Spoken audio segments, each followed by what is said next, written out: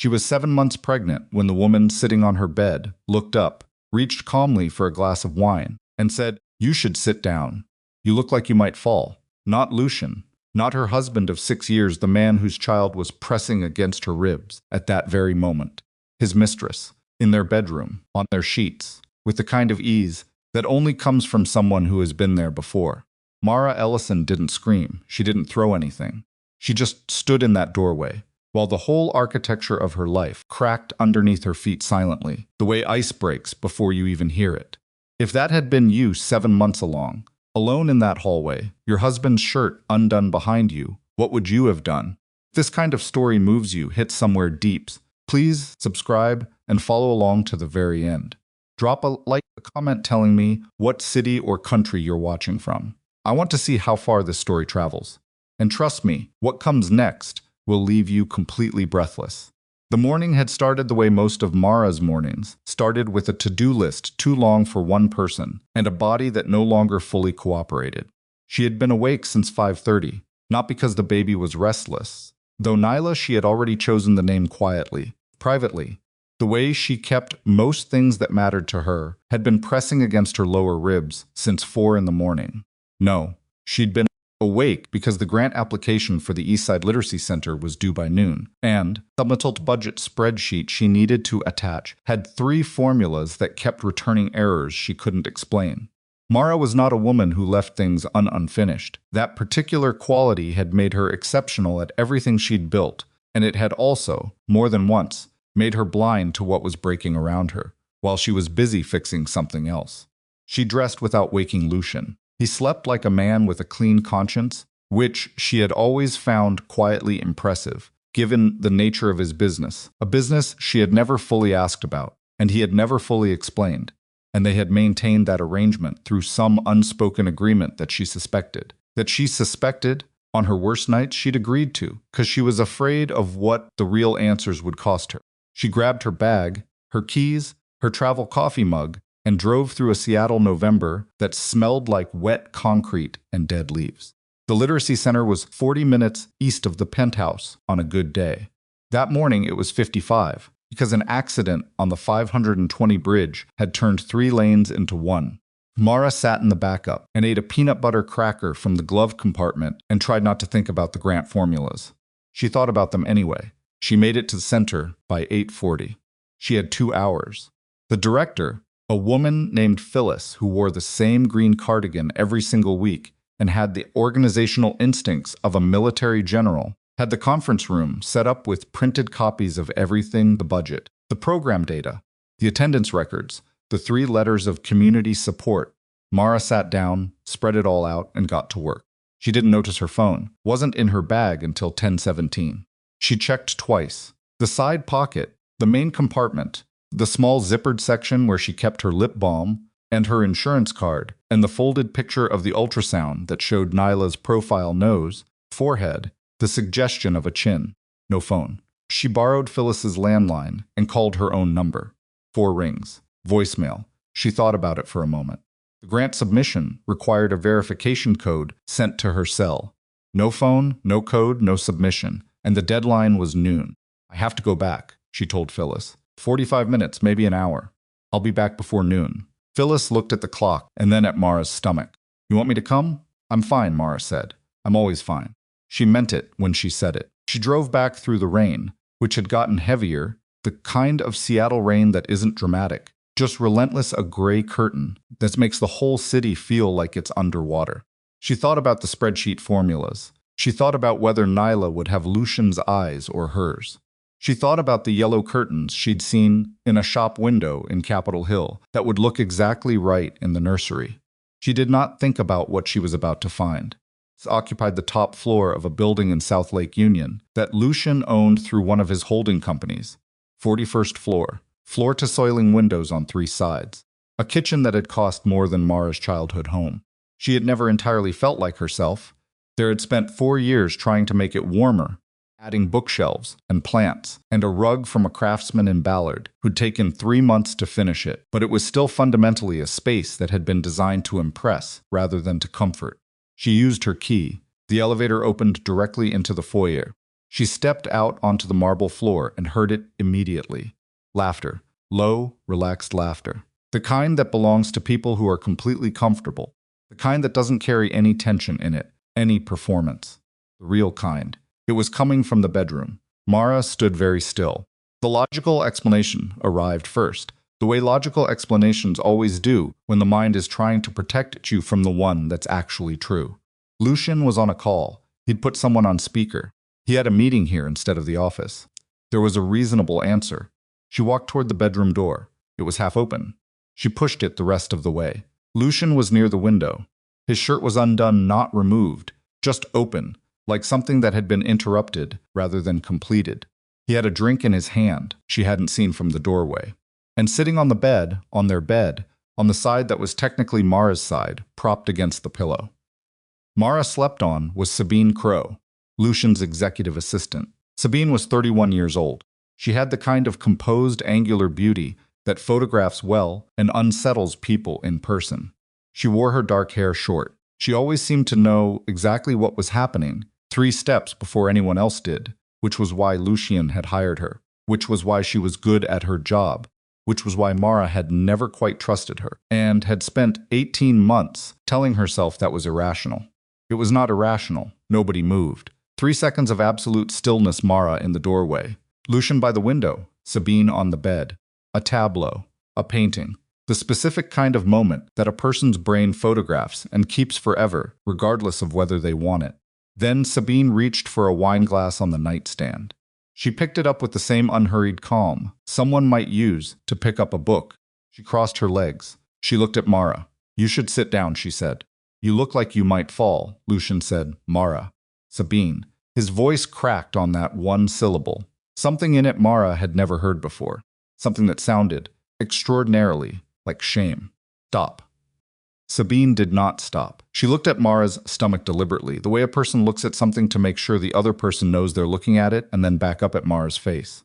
"I've always admired what you do," she said, and her tone was perfectly pleasant, the tone of someone at a networking event, making polite conversation. "Reading to children. It's sweet." A small pause. "It's the kind of thing a woman does when she's decided to opt out of anything that actually matters." The room went very quiet. Mara felt the words land somewhere specific, not in her chest, not in the soft, shocked place where the affair itself had hit.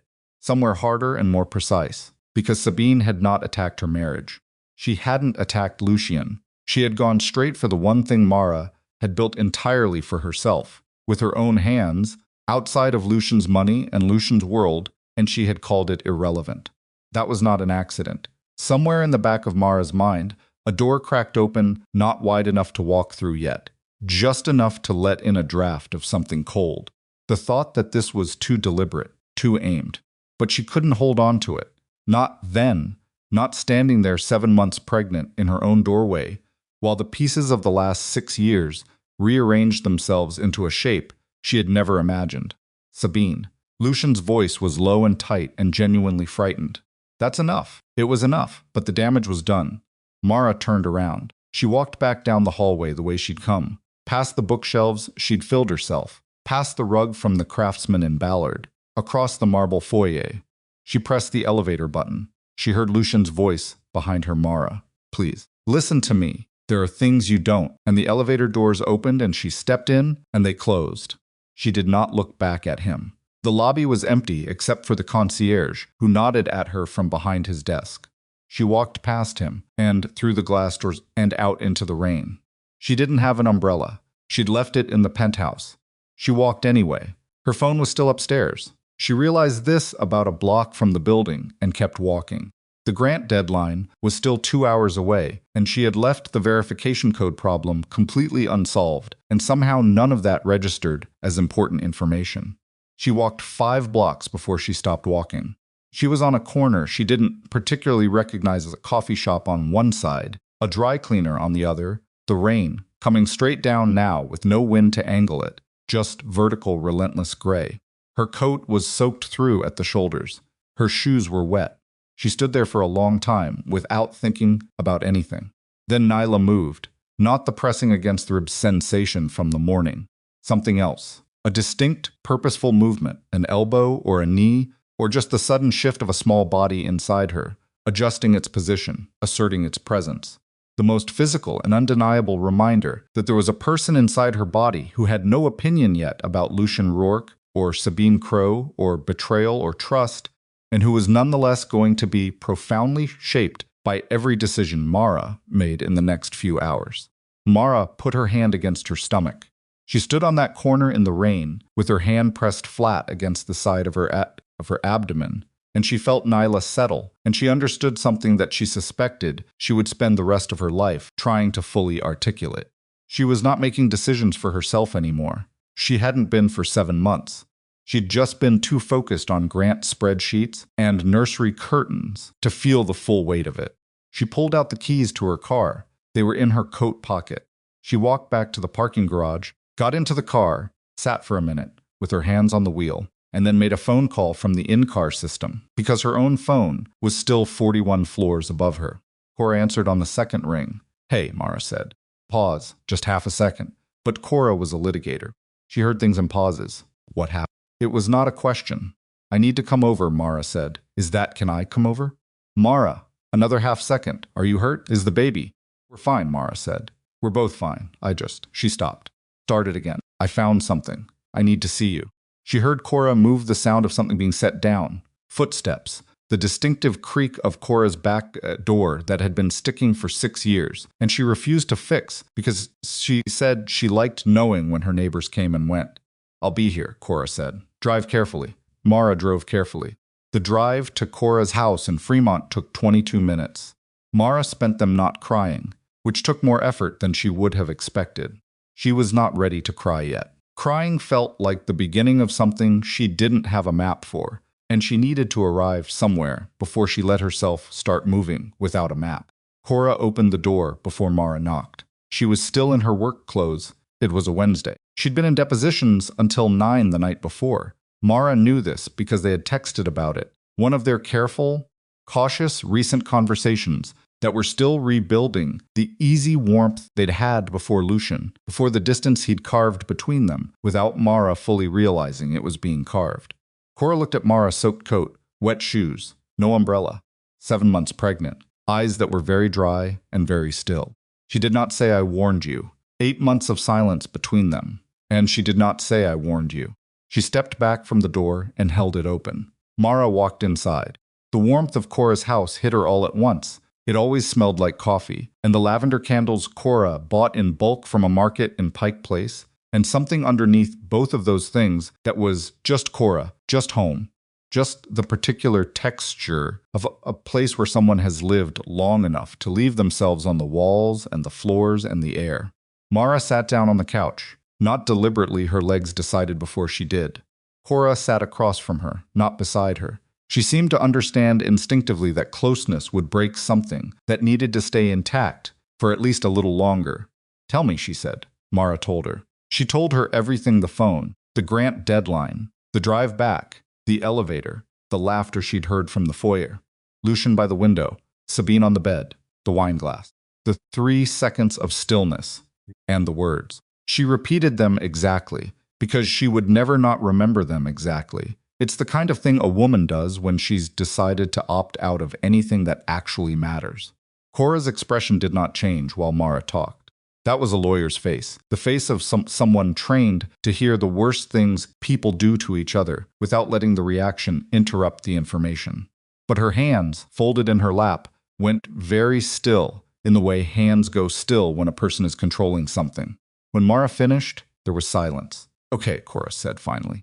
Just that word. "Okay," Mara agreed. They sat there together in the lavender and coffee smell while the rain came down outside, and somewhere in that silence a decision that Mara had not consciously made yet announced itself as already made. She couldn't have said exactly when it happened, only that by the time Cora finally got up to make tea neither of them would actually drink. Mara already knew what she was going to do.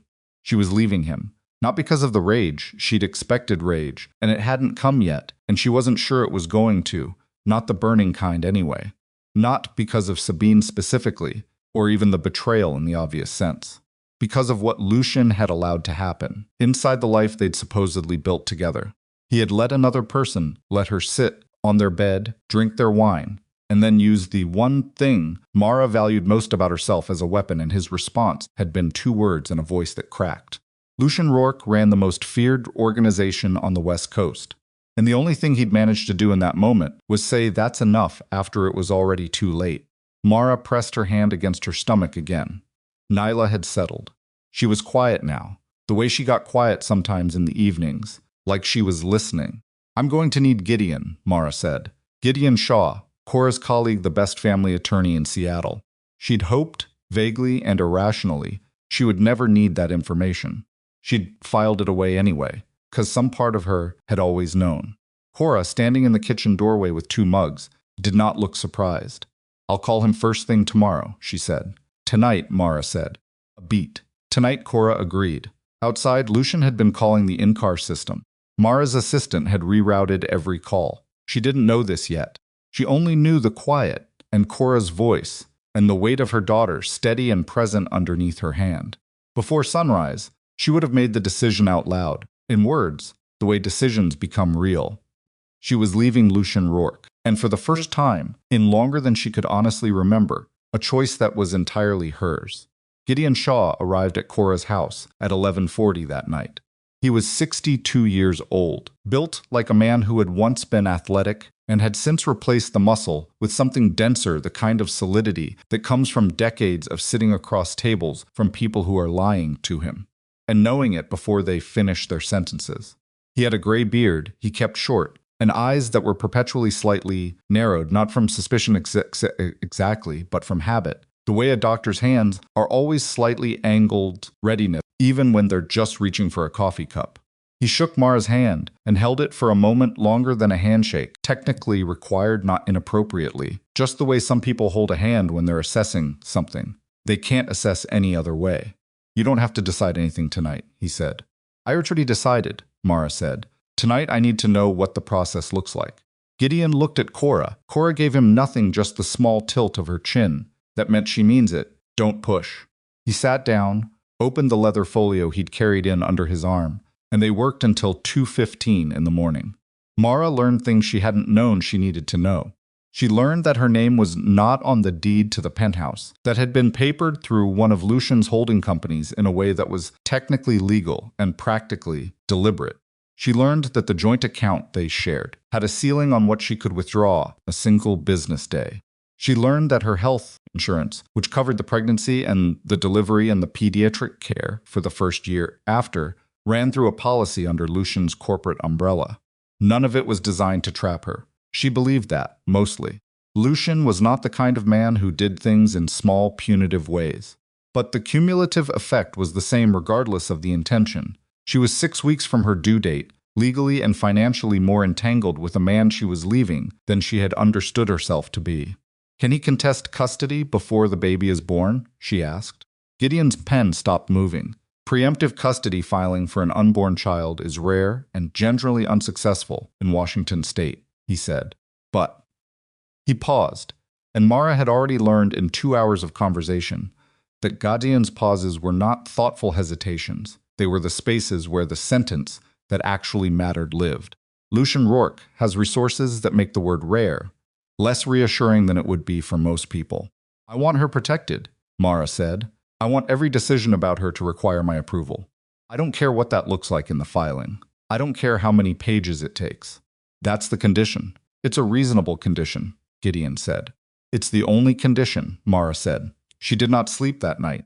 She lay in Cora's guest room and stared at the ceiling, which had a small water stain in the far corner, shaped vaguely like a shoe, and she thought about the moment Sabine had reached for the wine glass, the deliberate calm of it, the practiced ease. And beneath that thought, quieter and more unsettling, the one she kept pushing to the edges, Sabine had not looked guilty. She had looked positioned. But that was a thought for later. That was a thought that required information she didn't have yet. She closed her eyes and listened to Nyla move and breathe inside her, and she concentrated on that, just that, until the ceiling outside the windows went from black to gray. Lucian called 47 times between 10 that night and 8 the following morning. Mara knew the number because Cora kept a handwritten tally on the back of an envelope, the way she kept track of things she needed to quantify in order to take seriously. 47, Cora said over coffee, sliding the envelope across the kitchen table. Mara looked at it. Has he called your number? 3 times. I didn't pick up. Mara wrapped both hands around her mug. He'll come here, I know. Don't let him in without me agreeing to it first. Cora looked at her steadily. Mara, who do you think you're talking to? The first flowers arrived at 10:30. Not to Cora's house. Lucian was smarter than that. Or at least his people were, but to the literacy center. A massive arrangement of white roses, no note, delivered by a florist who said only that they'd been paid for in cash, by a man who matched no description the receptionist could articulate beyond tall and serious looking. Phyllis called Mara and described them in detail, the way Phyllis described everything, with the thoroughness of someone who had testified in court before and understood the value of precision. Do you want me to keep them? Phyllis asked. Throw them away, Mara said. Pause. The whole thing? They're realists. Throwing them away, Phyllis said. At noon, Mara's lawyer Gideon, operating with a speed that suggested he had anticipated situations like this before and had templates ready, filed the initial separation paperwork with the King County Family Court. Standard procedure. Nothing dramatic about the filing itself. But when Lucian's attorney received the notification at 2:15 that afternoon, Mara's phone, she had retrieved it from the penthouse via a courier service, refusing to go back there herself. Refusing to send, Cora began buzzing with calls from a number she didn't recognize. A different number each time. She stopped picking up after the third. Lucian himself showed up at Kara's door at 4:47. Mara was in the kitchen when she heard the knock. Cora went to the door. Mara stayed at the kitchen table, her hands flat on the surface, her back to the hallway. She heard Cora say quietly, but with the absolute precision of someone who does not need to raise her voice to make a wall. She doesn't want to see you right now. I'm not asking to come in. Lucian's voice. She hadn't heard it since the elevator doors closed between them. It sounded different without walls, to continue rougher at the edges, like something that had been scraped against a hard surface since she last heard it. I need her to know that I'm not going to fight this. Whatever she needs, I want her to know that. A silence. Tell her, Cora said. I need to hear it from. I'll tell her, Cora said again. Another silence. Longer. Then the sound of footsteps retreating down the front porch steps, and a car door and an engine. Cora came back to the kitchen. She stood in the doorway. Mara was still staring at her hands on the table. He says he's not going to fight it, Cora said. I heard, Mara said. Do you believe him? Mara considered this honestly. The honest answer was complicated. I believe he means it right now, she said. I don't know what he means in 3 weeks. Cora nodded slowly. That's a fair read. Gideon came back 2 days later, with information that changed the texture of everything. He sat across from both of them in Cora's dining room. He had started using it as a de facto office. His folio and his yellow pads, and 3 different colored pens, always arranged in the same sequence. And he placed a single printed document in the center of the table, and did not touch it again after that. There is an independently protected trust, he said, established 18 months ago. The beneficiary is your unborn child. The current value is approximately $4.3 million. The structure means that neither you nor Lucian can access the funds. They are held for the child until she reaches 25, with provisions for educational and medical expenses. Mara stared at the document. He set this up when I was 3 months pregnant. 6 weeks before you would have known the sex, Gideon confirmed. He didn't tell me. No, the room was very quiet. Is it legally clean? Cora asked. The trust itself is structured cleanly, yes. The source of the funds, Gideon paused. That's a more complicated conversation. Mara looked up from the document. He was protecting her. Appears so, without telling me. She said it flatly. Not as an accusation, not yet. More like reading a sentence aloud to make sure she understood the words individually, before she understood the sentence as a whole. Yes, Gideon said. Because he knew his business created danger, Mara said. And instead of telling me there was danger, he just arranged to manage it without my knowledge. A beat. That's one interpretation, Gideon said carefully. What's the other one? Mara asked. Gideon said nothing, which was in its own way an answer. Chorus said he decided for you. Again, Mara pressed her fingertips against the edge of the document. What else? She said to Gideon. Because there's more. You wouldn't have that face if it was just the trust. Gideon allowed himself a brief expression that might have been respect, or might have been something sadder. There have been intelligence reports, he said. Through channels I won't identify in detail. A rival organization, the Calder Syndicate, based out of Portland with significant Seattle operations, has had internal discussions about the value of targeting Lucian's heir. The word heir landed in Mara's chest, like something physical. His heir, she said quietly. His unborn child, Gideon said. Yes, and Lucian knew this. Lucian has known for approximately 9 months that the Calder organization considers his family a potential pressure point. 9 months. The math of that number was not lost on her. 9 months was the length of her pregnancy. 9 months ago, she had been nauseous every morning and ecstatic about it, and Lucian had brought her ginger tea without being asked, and she had genuinely thought, that they were building something that would last. There's covert surveillance on you, Gideon said. It was not a gentle sentence, and he did not try to make it one. Has been for approximately 7 months. 2-person team, rotational. You haven't noticed them because they're very good, and because he stopped. Because I wasn't looking, Mara said. Because you had no reason to believe you needed to look, Gideon said, which was kinder and also accurate. The silence that followed was the loudest silence in a room that had already had several. Cora broke it. He put security on her without telling her there was anything to be secured against. Yes, Gideon said, and the trust money set aside for a child he never told the mother might be in danger. Cora's voice had gone to the register it went to in depositions when she had the answer and was laying the trap with the question.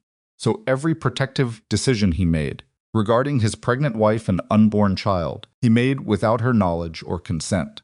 Gideon looked at his yellow pad. That appears to be the pattern. Mara was very still. She had gone to the place she sometimes went when information arrived too large to process in motion, a kind of interior quiet that looked from the outside like calm and was not calm at all, was in fact its opposite, was the specific stillness of a person absorbing something that will take weeks to finish arriving. She thought about Lucian bringing her ginger tea. She thought about the way he watched her when she talked about the literacy center, not dismissively, not the way Sabine had, but with a kind of careful attention, the way a person watches something they have decided to protect. She thought about every conversation they had not had about his business, and about the specific quality of his silences, and about whether she had not asked because she was afraid of the answers, or whether she had not asked because he had, very skillfully, arranged her life so that the questions felt unnecessary. Both, probably. She was honest enough with herself for both. He loves her, Cora said, not to Gideon, to Mara, directly. I'm not saying he doesn't. I've believed he loves you since the beginning. I just also believe he spent your entire marriage confusing loving you with managing you. Mara looked at her sister. Those are different things, Cora said. I know, Mara said.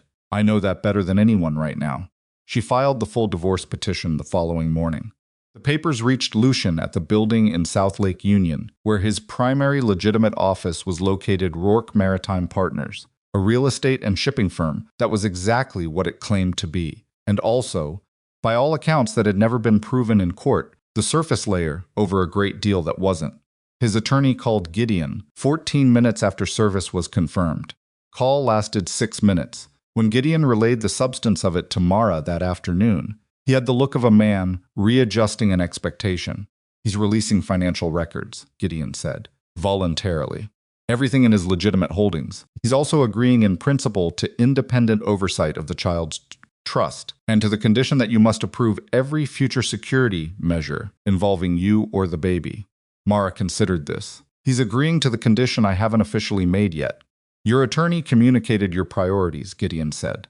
He anticipated. Of course he did, Mara said, and there was no admiration in it, and no contempt either, just the flat recognition of a quality she had always known about him, and had, for years, found reassuring, and now found simply clarifying. She was not wrong about him. She had never been wrong about what he was. She had just believed that what he was would be different with her than it was with everyone else. That was the mistake, not loving him, not marrying him. Just that specific belief that she was the exception to how he operated. She had not been the exception. She had been the rule, applied more gently.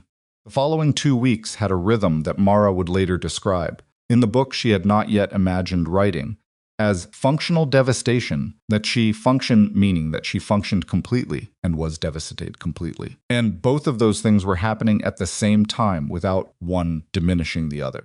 She attended prenatal appointments. She finalized the grant application, Phyllis emailed the confirmation of submission with 6 exclamation points, which was very unlike Phyllis, and Mara felt something loosen very slightly in her chest when she read it. She moved officially from Cora's guest room to a short-term rental in Eastlake, a second-floor unit above a bike repair shop, because she needed to stop being in someone else's space, even if that someone else was Cora, even if Cora made her coffee and never once said, "I warned you." She slept in a bed she'd bought at a second-hand furniture store on Eastlake Avenue for $400. It was slightly too soft on the left side. She slept on the right. Nyla moved every night between 2 and 4 in the morning.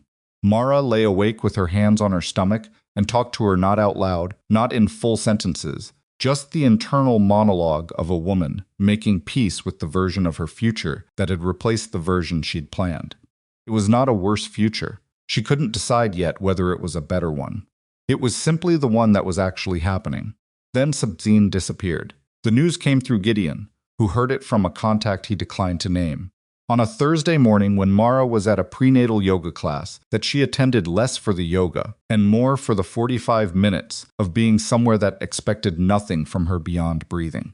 Sabine's apartment in Belltown had been abandoned, not cleared out abandoned, clothes still in the closet, coffee maker still on the counter with a mug beside it, car still in the parking structure below the building, uncharged, battery dead. People who leave don't leave their car, Gideon said. People who are taken leave their car exactly that way. Mara sat with that information in the yoga studio parking lot for a long time, her engine running, her hands resting on top of the steering wheel. The morning was clear for once, one of Seattle's rare November gifts, cold and sharp and blue, and she stared at the sky through the windshield and thought about Sabine's face in that bedroom. The deliberate calm of it, the prepared quality of what she'd said, the way it had felt aimed rather than spontaneous. She had been sitting with that thought for 2 weeks without knowing what to do with it. She called Gideon back. "I need you to look at something," she said.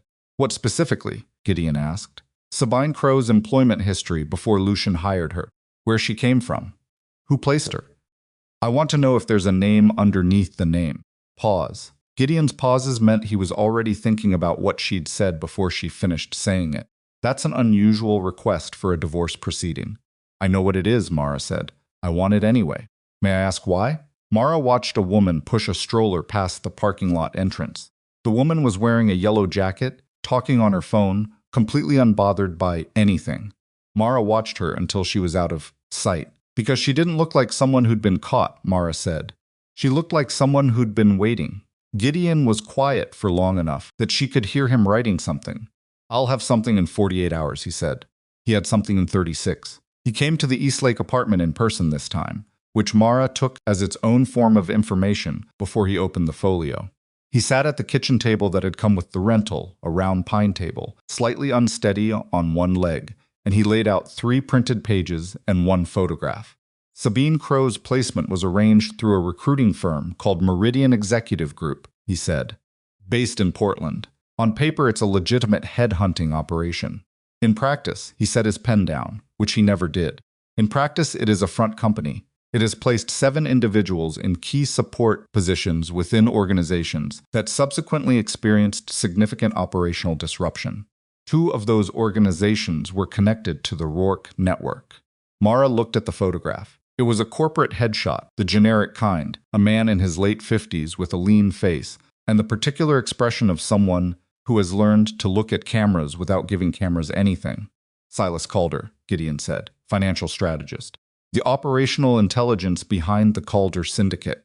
The room tilted, not literally, just in the way a room tilts when you have been looking at a puzzle, and the last piece arrives, and the image is not what you thought you were building. The affair, Mara said slowly, may have been engineered, Gideon said. I cannot confirm this. I want to be clear about what I know versus what the evidence suggests. What does the evidence suggest? That Sabine Crow was placed inside Lucian's organization by an entity with significant motivation to destabilize it, and that one reliable method of destabilizing a man like Lucian Rourke, he stopped, is to destroy his marriage, Mara said. Yes. She looked at the photograph of Silas Calder for a long time. The lean face, the careful eyes. Does that change anything? Cora asked from the doorway. She had come without Mara asking. She did that sometimes. Mara had stopped being surprised by it and had started, in the last 2 weeks, being simply grateful. Mara turned to look at her sister. Cora, she said. Someone may have put Sabine in his path. Cora waited. Lucian still walked into it, Mara said. Whatever the setup was, whatever the trap, looked like he still made a choice. He still let it happen. He still kept it from me for however long it went on. She looked back at the photograph. The conspiracy explains the trap. It doesn't erase what he did inside it. Cora was quiet. Then no, it doesn't. Gideon gathered his pages. He was not a man who displayed emotion as a professional practice, but something in his expression, as he clipped everything back into the folio, looked, briefly, like sorrow. There is one more development, he said. Both women looked at him. Federal investigators have located Sabine Crow. The air in the small apartment went very still. She's alive, Gideon said. She's been held for an undetermined period by individuals connected to the Calder organization. He paused, and she has agreed to speak with investigators. Her testimony, from what I understand through appropriate channels, is substantial. Mara absorbed this. Sabine, who had sat on her bed with a wine glass and said devastating things with the practiced calm of someone who had rehearsed them, who had disappeared from an apartment with her coffee maker on and her car dead in the garage, who had apparently spent however many months being used as a weapon, and then, when the weapon was no longer useful, been stored somewhere dark until she could be discarded. What did they do to her? Mara asked. I don't have those details, Gideon said quietly. Mara pressed her lips together. She did not have room yet for what she felt about Sabine Crow. It was too tangled, too contradictory, too much of everything at once. Whatever Sabine had been used to do, she had also been used. Those two things existed at the same time, and Mara did not know yet what to build from both of them being true simultaneously. What she knew was this: whatever Sabine was about to say had the potential to change the shape of the story Mara had been living inside for the last 3 weeks. When will investigators have her full testimony? She asked. Within the week, Gideon said. And Calder? Cora asked. Does he know she's been found? Gideon closed the folio. He looked, for just a moment, like a man who was about to say something he would have preferred not to have to say. That, he said, is the part I came here to tell you about in person. He reached into the folio and produced one final page, a brief document, 2 paragraphs, a federal case number at the top. Intelligence suggests Calder has become aware that Sabine is cooperating, he said, and that he has dispatched personnel to Seattle to address that. Mara read the document once. Then she set it down with the particular care of someone placing something fragile on an unstable surface. Address that, she repeated. Yes, address her, Mara said. Or address everyone connected to this. Gideon said nothing, which was again its own kind of answer. Outside the apartment window, Seattle had gone back to gray. The brief, clear morning was finished. Rain was starting again against the glass, the same relentless vertical rain, and Mara sat at the unsteady pine table in a rented apartment above a bike shop, and understood with absolute clarity that the decision she had made 3 weeks ago in Cora's living room, the decision she had been so certain was entirely hers, the first fully autonomous choice of her adult life, had just become something considerably more complicated than a divorce. She was not simply leaving a marriage. She was standing at the edge of something that had been moving toward her for a long time before she knew it existed. And it was still moving. Gideon left the apartment at 6:40 in the evening, and the silence he left behind had a different quality than the silences before. Cora stayed. She didn't announce she was staying. She simply didn't move toward the door when Gideon did, and Mara didn't ask her to. They sat to the unsteady pine table for a while, without talking, which was something they had learned to do again. In the last 3 weeks, the way you relearn a physical skill after an injury carefully, with awareness of where it used to hurt. Finally, Cora said, I want to bring in additional security. I have the team Gideon arranged, Mara said. Gideon arranged 2 people, Cora said. I'm talking about Tessa. Tessa Vane had worked private security for 12 years after a decade in federal law enforcement. She was 44, compact, and had the specific quality of stillness that belonged to people who had trained themselves out of telegraphing what they were about to do.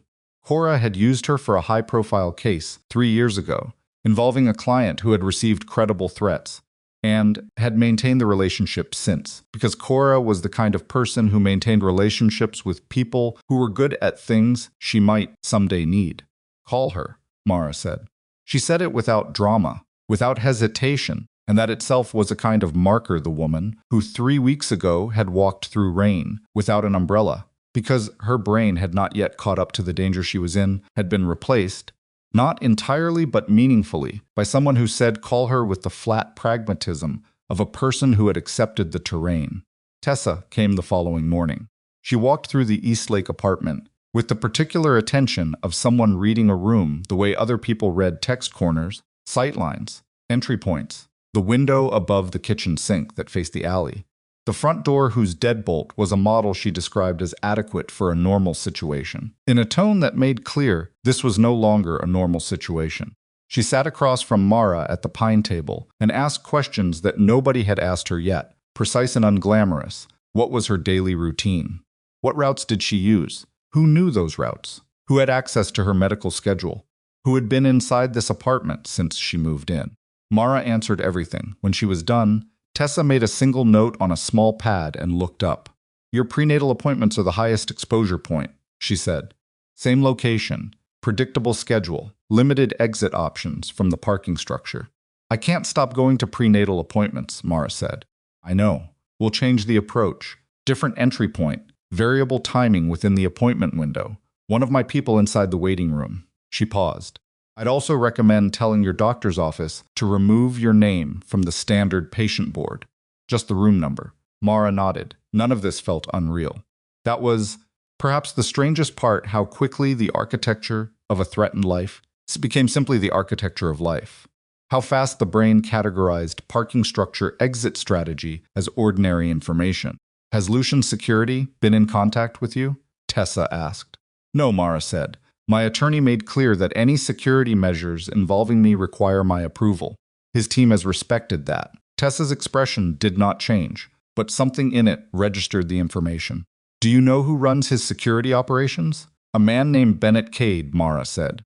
He's been with Lucian for 16 years. Tessa wrote the name down.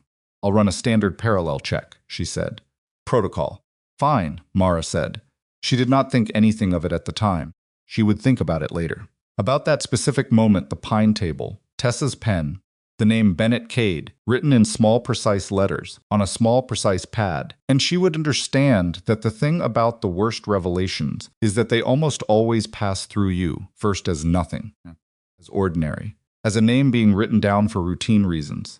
The week that followed had a surface calm that Mara recognized, in retrospect, as the specific calm of something large moving underwater. On the surface, prenatal appointments, modified as Tessa had specified. Phone calls with Gideon about the divorce timeline. 2 evenings when Cora came over and they ate takeout Thai food and watched old television and did not talk about any of it. One afternoon when Mara sat at the kitchen table and wrote 4 pages of notes, not for the book she had not yet conceived, just notes, just the attempt to put language around the shape of what had happened to her so it couldn't keep shifting. Underneath the surface, federal investigators were building their case from Sabine's testimony. Calder's people were somewhere in Seattle. And Gideon, through the channels he never fully named, was pulling on the thread Mara had handed him Sabine's recruitment, Meridian Executive Group, the paper trail that ran from Portland to the bed in Mara's penthouse. The call came on a Wednesday, 8 days after Gideon had laid the photograph of Silas Calder on the pine table. It was not Gideon who called. It was a federal investigator named Reyes. A woman with a careful voice who identified herself and her agency and said she needed to meet with Mara in person at a location of Mara's choosing as soon as possible regarding developments in the Calder investigation that were directly relevant to Mara's safety. They met at Cora's office conference room B, which Cora used for the sensitive cases of windowless security. Mara sat on one side of the table. Agent Reyes sat on the other. Cora sat beside Mara because she was Mara's attorney of record for anything that required one, which she had made herself the day after Gideon filed the separation paperwork. Tessa stood near the door. She had insisted on that, and Reyes had not objected, which itself told Mara something about how seriously the federal side of this was being taken. Agent Reyes placed a thin folder on the table. She did not open it immediately. Miss Ellison, she said, what I'm about to tell you goes beyond the scope of a routine case update. I want to be direct with you because I believe you deserve directness, and because the information affects your immediate safety in ways you need to understand in order to make informed decisions. Mara placed her hands flat on the table. Go ahead. Reyes opened the folder. Sabine Crow's testimony, she explained, had been ongoing for 6 days. In that time, she had provided a comprehensive account of a 2-year infiltration operation directed by Silas Calder's organization against Lucien Rourke's network. The operation had multiple phases. The first phase had been straightforward intelligence gathering schedules, financial structures, security protocols, communication patterns. Sabine had been recruited as an unwilling asset, her cooperation secured through threats against her younger sister and her sister's 2 daughters, who lived in Kakoma and had no connection to any of this. Mara already knew the broad shape of this. She nodded. Then Reyes turned to the second page. The second phase, she said, had been ordered approximately 14 months ago. Calder had determined that financial disruption and security breaches were insufficient to destabilize Rourke's operation at the level Calder required. He needed something more fundamental. He needed Lucien Rourke personally destabilized. A man like Rourke, Calder's analysts had concluded, could absorb financial losses, could adapt to security compromises, could rebuild infrastructure. What he could not easily absorb was the loss of the one thing that represented his only significant emotional investment outside his organization. His marriage, Mara said, flatly, without surprise, because she had been moving toward this conclusion for days and had been afraid to arrive at it because of what it meant. His marriage, Reyes confirmed, and specifically you, Ms. Ellison. The analysis and I'm summarizing from Sabine's account characterized you as Lucien Rourke's single most significant vulnerability. Not financially, emotionally. The room was very quiet. Cora's hand moved almost imperceptibly toward Mara's on the table and then stopped because Cora knew Mara well enough to know that touch at that precise moment would break something that needed to stay intact. Sabine was ordered to become Lucien's mistress, Reyes continued. She refused initially. Calder escalated the threats. Her sister was followed for 3 days. Photographs were delivered to Sabine, her nieces at school, at the park, at the grocery store. She complied. Mara looked at the table. Lucien, Reyes said, with the particular care of a person, placing a piece of information precisely, was not told that Sabine was a planted operative. From his perspective, she was his assistant, and then she was something more than that. And we have no evidence that he knew the origin of what happened, or that it had been arranged. Hijara stopped, started again. He just chose it anyway. Yes, Reyes said. That part was his. Mara breathed in. Breathed out. The information was and was not new. She had carried the bones of it for days, but hearing it stated in a federal agent's careful voice in a windowless conference room turned it from a theory into a fact. And facts had a different weight. There's more, Cora said. It was not a question. It's not a question. She was reading red, opposing counsel, measuring what was being withheld against the pace of what was being released. Yes, Reyes said. She turned to the third page. The morning Mara had returned to the penthouse. The morning she had driven back through the rain for her phone. The morning everything had ended had not been accidental. It had been manufactured. Mara went very still. Reyes spoke carefully, watching Mara's face.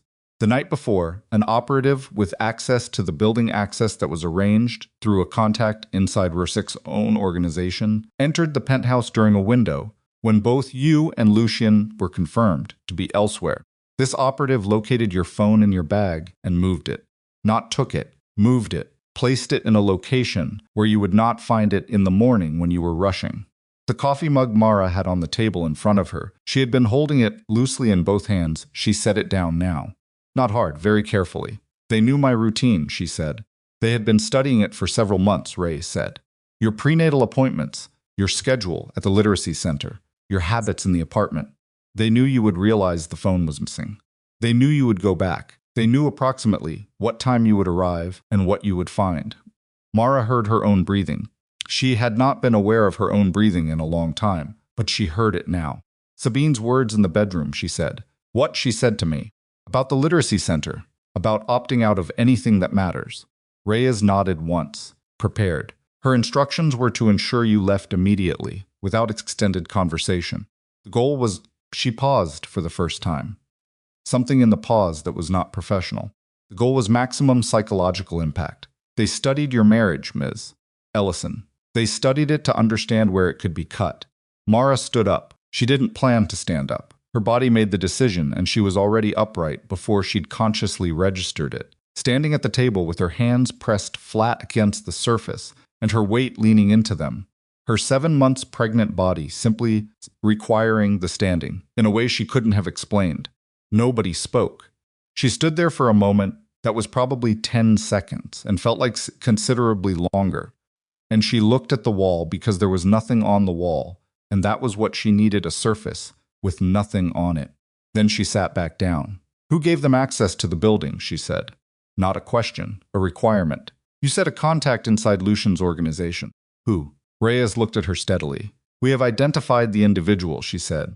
We are not yet at a point in the investigation where I can share that name outside the federal process. What I can tell you is that Lucian Rourke does not know who it is and that we intend to keep it that way for the integrity of the investigation. He needs to know someone in his organization. Mara started. Ms. Ellison. Reyes's voice was not unkind. If Lucian Rourke identifies this individual before we are ready to move, the individual disappears, and we lose 6 months of evidence. Mara looked at Cora. Cora was looking at the folder on the table with an expression Mara recognized, the one where she was 3 steps ahead, and none of those steps were good. What's the exposure risk to Mara right now? Cora asked Reyes. Today, specific and current. Calder is aware that Sabine is cooperating, Reyes said. He is aware that her testimony compromises multiple operations and multiple individuals within his network. He cannot afford for that testimony to become a public record. She paused. Anyone connected to Sabine Crow at this point represents a potential target for Calder's people, not because of what they know, but because of what Calder will assumes they might know. He'll assume Sabine talked to Mara, Cora said. He'll assume Sabine has communicated with everyone she might have reason to communicate with, Reyes said, including individuals connected to the Rourke family. Mara looked down at her stomach. Nyla had been still for an hour. She was quiet in the particular way that sometimes preceded a long active period. Mara pressed 2 fingers lightly against the side of her abdomen. Still there, still fine. What do you need from me? Mara asked Reyes. Right now? To be somewhere controlled and secure while we complete the process of bringing Calder's network down. We expect it to move quickly now that Sabine's testimony is substantially complete. She closed the folder. And we need you to understand that the 72 hours are the highest risk window, because that's when Calder will act if he's going to act, Cora said. Yes. Tessa, from the door, said, I need a direct contact at your office. No preamble. Real-time threat updates. If something moves, I need to know before it arrives, not after. Reyes handed her a card. Already planned, she said. They left Cora's office building. In the parking garage elevator, Mara between Cora and Tessa, and Mara had the strange, dissociative sensation of watching herself from a slight distance, watching the pregnant woman being escorted between 2 other women through a concrete garage under fluorescent light, and thinking that the person she had been 11 months ago would not have recognized this scene as having anything to do with her life. But that person had also not known that her routine was being studied, that her phone had been moved by a stranger's hands, that the worst morning of her life had been scheduled. In the car, Cora driving, Tessa in the passenger seat, running parallel communication with someone on her phone in a low voice. Mara in the back seat with her seatbelt adjusted for her stomach. Question arrived that she had been holding at arm's length since the conference room. Who was inside Lucian's organization? Who had given them access to the building? Who had known her medical schedule? Who had known enough about the interior of her life the morning that ended her marriage? She ran through it with the cold, methodical precision of someone who has nothing left to protect by being imprecise. The building access required knowledge of the security rotation. Her medical schedule was not public. It existed in her phone, in the Literacy Center calendar, and in the security briefings that Lucian's team maintained because of the threat from Calder's people that she hadn't known about. His security team, the same security team that had been surveilling her for 7 months. The same team that knew her routes, her appointments, her habits, well enough to maintain covert coverage without her noticing. She thought about Tessa's question the morning they met. Who runs his security operations? Bennett Cade, 16 years with Lucian.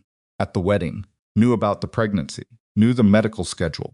Mara opened her mouth, then she closed it, because if she said the name out loud, if she said, I think it's Bennett Cade, and she was wrong, she had just pointed a man like Lucian Rourke at an innocent person. And if she was right, and Lucian found out before Reyes was ready, The evidence disappeared, and the whole thing collapsed. And Calder walked. She sat with the name inside her and said nothing, and watched Seattle move past the car windows in the gray, late afternoon light. And she held her daughter through the wall of her own skin, and she thought about all the things she had held quietly in the last 3 weeks, and whether holding them quietly had helped, or whether silence was just another form of management, and whether she was any better at this than Lucian was. She thought she might be. Just slightly. Just enough. They were back at the Eastlake apartment by 4. Tessa did a walkthrough before she let either of them inside, which took 9 minutes and was not, Mara had come to understand, excessive. One of Tessa's people was already positioned on the street. Another was in the building's rear stairwell. Mara sat on the too-soft bed and called Gideon. The operative who accessed the building, she said when he picked up. Reyes wouldn't give me the name. Can you get it? Pause. Through what channel? Gideon asked carefully. Whatever channel gets me the answer, Mara said. Another pause. Longer. May I ask what you intend to do with it? Nothing that compromises Reyes's case, Mara said. I need to know if it's who I think it is. That's all. I need to know if I'm right. Who do you think it is? Gideon asked. She told him. The silence on the other end lasted long enough that she could hear the ambient sound of wherever he was in office. The sound of a building's ventilation. The distant noise of a city going about its evening. Give me until morning, Gideon said. She gave him until morning. She did not sleep. She lay on the right side of the too-soft bed. And she did not sleep. And Nyla moved at 2, at 3:15, at 4. And Mara had a conversation with her in the dark that she would never be able to reconstruct verbatim. But that contained, in its center, a promise that she held onto the way you hold onto something in water, not dramatically, not heroically, just with the specific grip of someone who intends to keep it. Gideon called at 7:14. Bennett Cade, he said. Just that. Just the name. Mara sat on the edge of the bed. She had been right. She had known she was right since the conference room yesterday, and had spent the night convincing herself she might be wrong. And she hadn't been wrong. How long, she asked. Preliminary indication is approximately 14 months, Gideon said, which corresponds to the period when the operation shifted to targeting the marriage. 14 months. Bennett Cade had been selling information about her pregnancy, her schedule, her daily movements, for 14 months. He had attended her baby shower. Lucian had insisted on a small gathering, had invited his closest people, and Bennett had been there with a wrapped gift and a handshake and a comment about how good she looked while simultaneously handing the details of her life to the people who intended to destroy it. She thought she would feel rage. What she felt instead was something colder and more precise. A kind of absolute clarity. The way extreme cold sometimes produces clarity because there is no room in it for anything imprecise. I'm giving the information to Lucian, she said. Mara, I know what Reyes said. I know the risk. She stood up, walked to the window. The alley below was empty, the morning still early and gray. If I sit on this and something happens to Lucian, because Bennett Cade is still in his inner circle with access to everything, if Calder uses that access to move against him before Reyes is ready, then I will have had the information that could have prevented it and said nothing.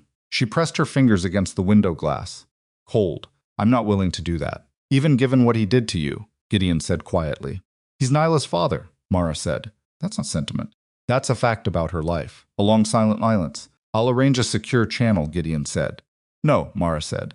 I'll call him myself. She called Lucian at 7:32. He picked up on the first ring, which told her he had been waiting for a call. Any call from her number for 3 weeks. Mara, he said, the one word carrying more weight than she had expected. I need to tell you something, she said, and I need you to listen completely before you do anything. Completely, Lucian. Can you do that? A brief pause. Yes, he said. She told him about Bennett. She told him in exactly the words she had available, no softening, no strategic framing, just the facts in the order they had arrived to her. The operative, the building access, the 14 months, the medical schedule, the baby shower. Lucian did not speak while she talked. She could hear him breathing, slow, deliberate, the controlled breath of a man, physically restraining a response, and when she finished, he was quiet for 5 seconds. That felt geological. You're sure, he said. Gideon verified it this morning, she said. Reyes has it too, but she's holding it for the investigation. I don't care about the investigation. I care that you know. Why? The word was not a challenge. It was a genuine question asked quietly, in the voice of a man who did not understand why the woman he had betrayed would call him at 7:30 in the morning to protect him. Because someone used both of us, Marissa said, and I'm not interested in letting them finish the job. Another silence. Then, very low, Mara, don't, she said. This isn't that. This is about Nyla. I need you alive and functional to be her father. That's the only reason for this call. She heard him breathe. I understand, he said. Reyes needs 48 hours before you move, she said. Can you manage Bennett for 48 hours without him knowing you know? Pause. And in that pause, she heard the particular quality of a man who has been managing people his entire adult life, slipping back into that mode like a coat he never fully took off. Yes, he said, I can do that. Good, Mara said. She ended the call. She stood at the window for a long time after. The alley was still empty. The morning was still gray. Tessa's person was somewhere on leash below, invisible and present, and Mara pressed her forehead lightly against the cold window glass and breathed. Then her phone buzzed. A text from an unknown number, 3 words, and an address in Capitol Hill. I have proof. She stared at the text. Then another message from the same number.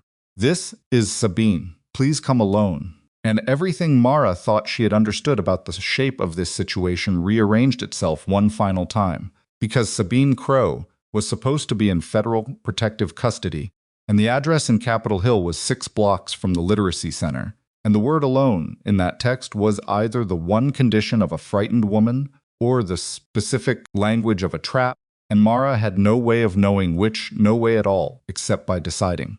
Mara stared at the phone for 11 seconds. She counted them without meaning, to the way the brain sometimes starts counting things when it needs to buy itself time to catch up to what the eyes are reading.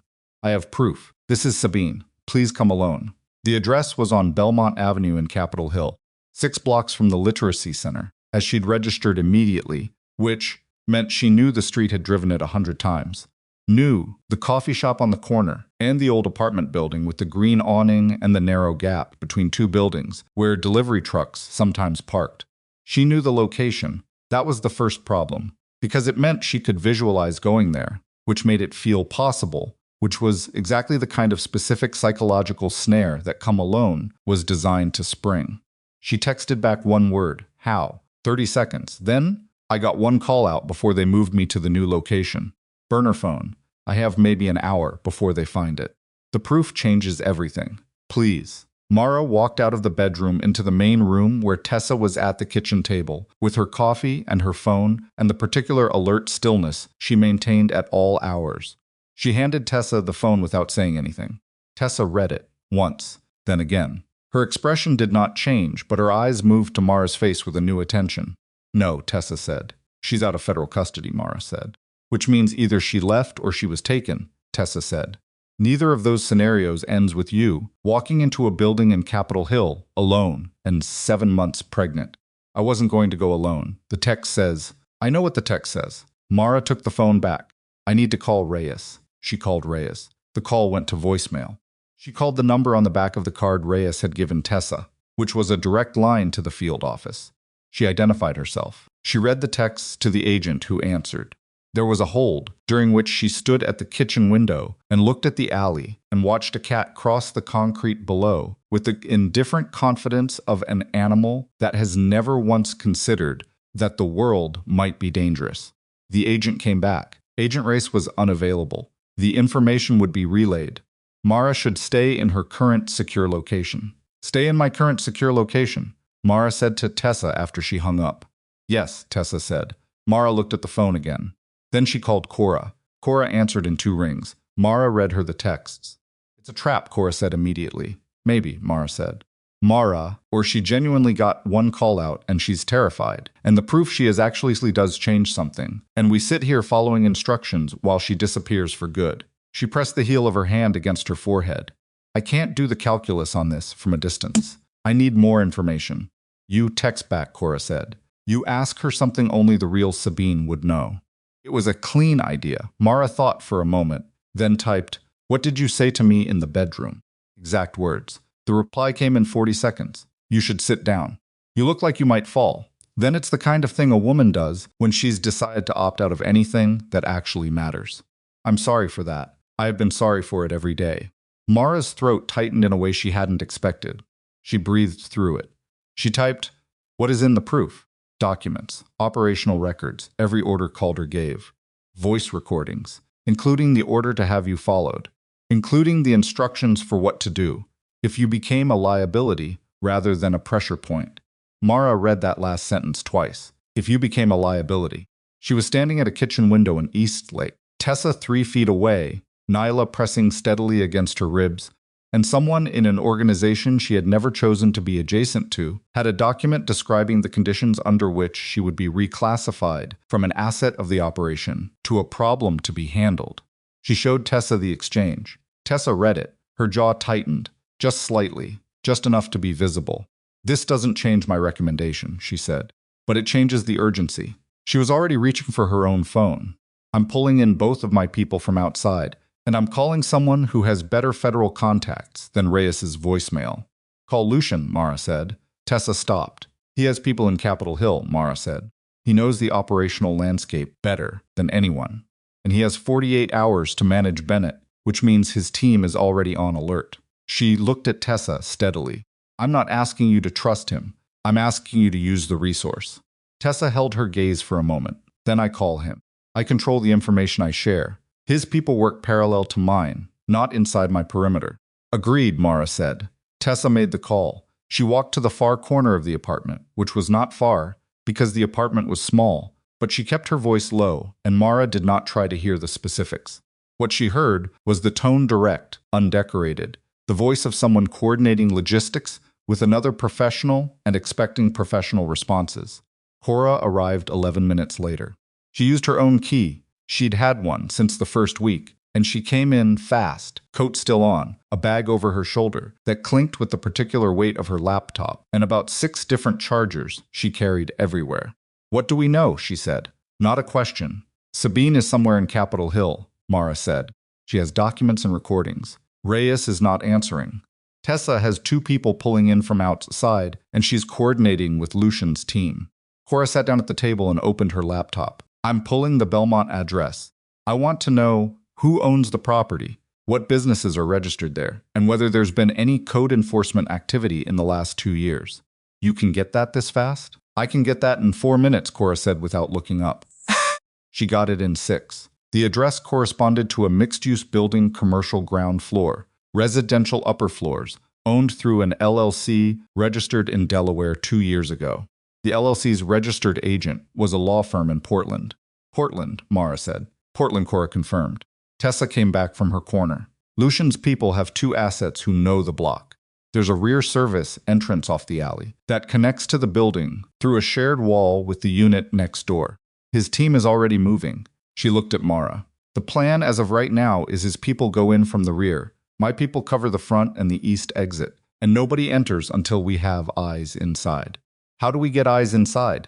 Mara asked. "Lucian's asking Sabine to send a specific signal if the location is clear, a second text to your phone, asking about something mundane. The text comes, it means she sent it herself without duress.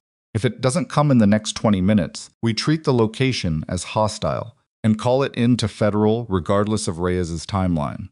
Mara looked at her phone. The screen was dark. She pressed the button, and the time appeared, 8:47 in the morning. She typed to Sabine, "Stay where you are. Help is coming. Text me again in 10 minutes. The reply came back in under a minute. "They check this phone every 20 minutes. Next check is 9:05. Please hurry." Tessa recalibrated the window out loud, in the tone of someone who has stopped being and started being operational. "We move at 9. My 2 people are in position. Lucian's team is staged in the alley. If we're wrong about the location being clear, we pull back and call it federal." "We're right, we bring her out," Mara said. "My people bring her out," Tessa said. I know," Mara said. "I stay here." She said it without resistance, which surprised her a little. 3 weeks ago, she would have argued for going. But she was not the same person she'd been 3 weeks ago, and the difference between courage and recklessness had become, in those 3 weeks, considerably more visible to her. She stayed. She sat at the pine table with Cora beside her, and Tessa's second person, a young man named Ortega, who had 3 words of small talk, and then went back to watching the door positioned near the entrance. And she watched the clock on her phone with the grinding patience of someone who cannot affect the next 17 minutes and knows it. At 9:02, a text arrived from Sabine's number. Did you make the coffee? 5 words, completely random. The signal. Tessa, who had been reading over Mara's shoulder, said into her earpiece, green. Move. Mara pressed her palm flat against her stomach and held her breath. The next 22 minutes were the longest 22 minutes she had ever spent. She would later be able to account for the specifics of very few of them, what she thought about, what Corissa said, whether she stood or sat. What she retained was the texture, the sound of her own heartbeat, taking up too much space in her ears. Nyla, moving at 9:11 in a long, slow roll that Mara concentrated on with everything she had. Ortega's stillness by the door. Cora's hand on the table next to hers, not touching but close. At 9:24, Tessa came back into the main room from the hallway, where she'd been on the earpiece, and she said, "We have her." Mara let her breath out. "She's okay?" Cora asked. "She's mobile. She's scared." Tessa paused just briefly. "She's got a bag with her. Thick one. Documents, looks like." "Bring her here?" Mara asked. Tessa hesitated. The hesitation was less than a second, but Mara caught it. Lucian's team flagged something. When they came out the rear, Tessa said. One of the vehicles that was parked on the next block. It moved when they moved. Could be coincidence. But you don't think it is, Mara said. Think we treat it like it isn't, Tessa said. Which means this location may be compromised in the next 30 minutes. I want to move all of you. To where? Cora asked. Cora's office building has a secure underground parking structure that connects to the building through a controlled access point, Tessa said. I've used it before. It's the best option in the time we have. Mara stood up. Let's go. She did not take anything except her coat, her phone, and the small bag she'd had packed. Since the night, Gideon had placed the photograph of Silas Calder on the table because Tessa had told her to have a bag packed, and she had listened.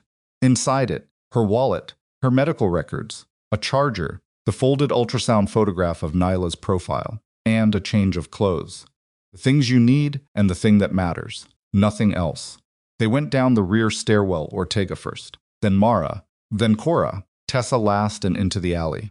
The morning air hit her face cold and sharp. She had not been outside since yesterday afternoon, and the cold felt clarifying in a way she was grateful for. Tessa's second vehicle was in the alley, a dark SUV with a driver Mara hadn't met, a woman who nodded once in the rearview mirror and didn't introduce herself. They moved. They were 12 minutes from Cora's building. Mara watched the mirrors without being obvious about it, which was something she'd learned in the last 3 weeks and hadn't known she was learning. The morning traffic was starting, the city, with people who were annoyed about the rain and thinking about their meetings and completely inside the ordinary texture of their lives. And Mara moved through all of it in the back of an SUV, with her hand on her stomach and her eyes on the mirror.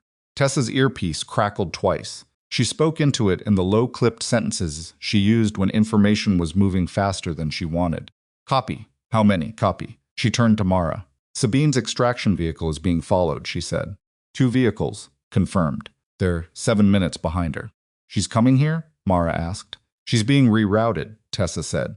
But the original route intersected with ours for a 2-block stretch, and she stopped.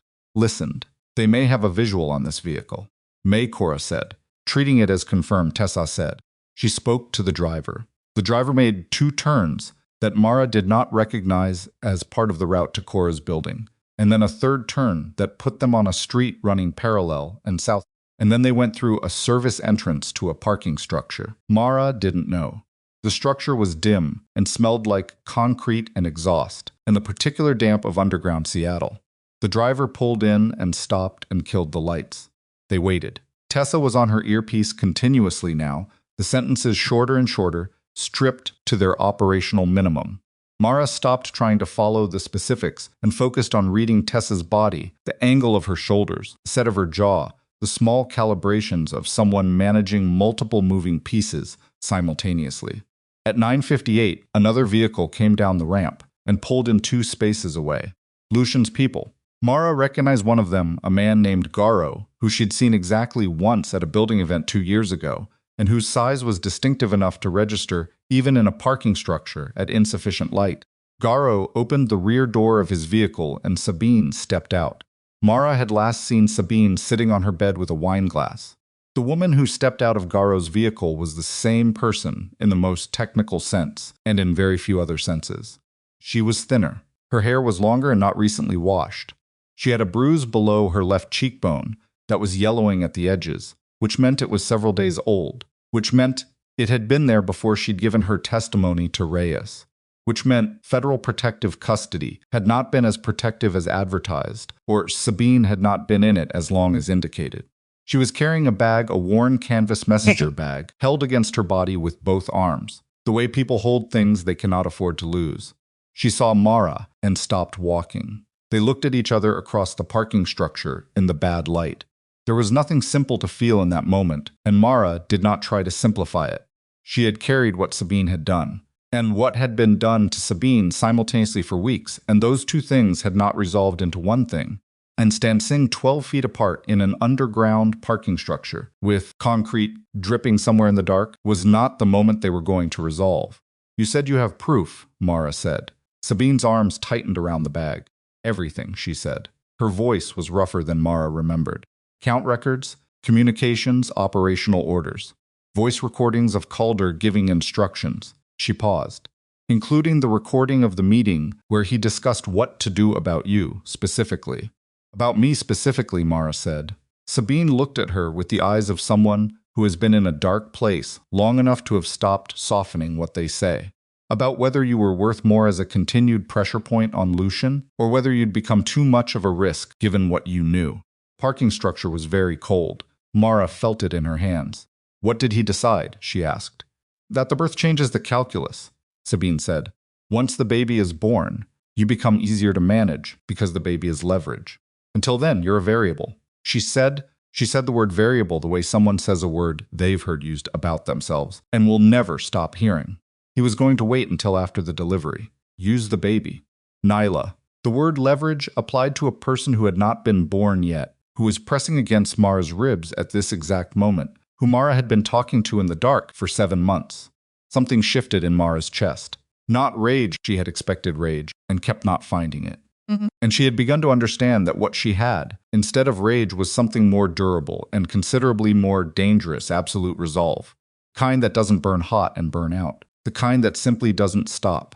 "Give me the bag," Mara said. Tessa started. "I'm not going anywhere with it," Mara said. "I just want to hold it." She looked at Sabine. "Please." Sabine walked forward and held out the bag. Mara took it. It was heavier than she'd expected, a solid weight, the weight of paper and hardware and everything that constituted evidence. She held it against her side with one arm and kept her other hand on her stomach. "Thank you," she said to Sabine. Sabine flinched slightly, as though the words were unexpected and physically uncomfortable. She nodded once. "We need to upload this," Tessa said. "Now, before anything else, I have federal server credentials from Reyes," Sabine said. "I can upload directly. If it's on federal servers, Calder can't suppress it by getting to the physical documents. Do it from inside the building," Tessa said. "Secure network." Now, they moved toward the interior access door, Garo first, then Sabine, then Mara and Cora together, Tessa last. Garo used a code Tessa had given him for the door. It opened. They went through into a service corridor, concrete floor, fluorescent light, the smell of building systems and recycled air. They were 20 feet from the elevator to Cora's office floor when Tessa's earpiece went active again. She stopped walking. Mara stopped too. She looked at Tessa's face, the particular quality that had come over it. Not panic, nothing like panic, but the compressed alertness of someone receiving information they had hoped not to receive. "How close?" Tessa said into the earpiece. A pause. "Copy that." She turned to Garo. "Your rear position," she said. "How many?" 3 vehicles when we came in," Garo said. "There are 5 now," Tessa said, surrounding the building. 2 in front, 1 on each side, 1 on the rear service road. The service corridor was very quiet. Mara heard the building's ventilation and the distant sound of an elevator and her own breathing. "They followed Sabine," Cora said. "They followed both vehicles," Tessa said. "They were already moving before we changed route." "Which means they had the position before we arrived," Mara said. "Someone told them where we were going." The sentence landed in the corridor, and nobody said anything for a moment. Garo's hand moved inside his jacket and then stilled there. Tessa was calculating. Mara could see her doing it, the rapid inventory of what she had, where it was, what the building structure offered and didn't offer. The elevator was a closed box. The service stairs were a known route. Parking structure they'd come from was now behind whatever was on the rear service road. The roof has a connected walkway to the next building, Cora said. Building management gave me access during a construction project 2 years ago. It's narrow and it's not meant for... She looked at Mara's stomach. It's not the roof, Tessa said. Not in her condition. We hold the floor. Cora's office has a secure room, the document vault, correct? Reinforced door, no exterior walls, independent ventilation, Cora said. That's where Mara goes, Tessa said. Safine uploads from inside the vault. Garrow and I cover the corridor. She was already moving, already pulling out her phone. I'm calling this into federal right now. Whatever Reyes's timeline was, it's done. This ends today, she called. The call connected on the second ring this time. Mara heard Reyes's voice on the other end, not the words, just the cadence. And Tessa spoke in the fast, clean sentences of an emergency briefing, giving the address, the vehicle count, the interior positions, the occupants. They were moving while she talked up the elevator, Garrow holding the door, the bag against Mara's side, Cora's hand on Mara's arm, not pulling her but present, just present, the way Cora was always present when it actually mattered. The elevator opened on Cora's floor. The office was quiet, still early enough that the support staff weren't in. The lights came on automatically, motion sensors, and the ordinary fluorescent brightness of a law office felt surreal against the texture of the last 40 minutes. Tessa directed them to the document vault at the end of the main corridor. Cora unlocked it. It was a large room, larger than Mara had expected, lined floor to ceiling, with filing cabinets and shelves, a long table in the center, 2 chairs. Sabine was already pulling the laptop from the messenger bag.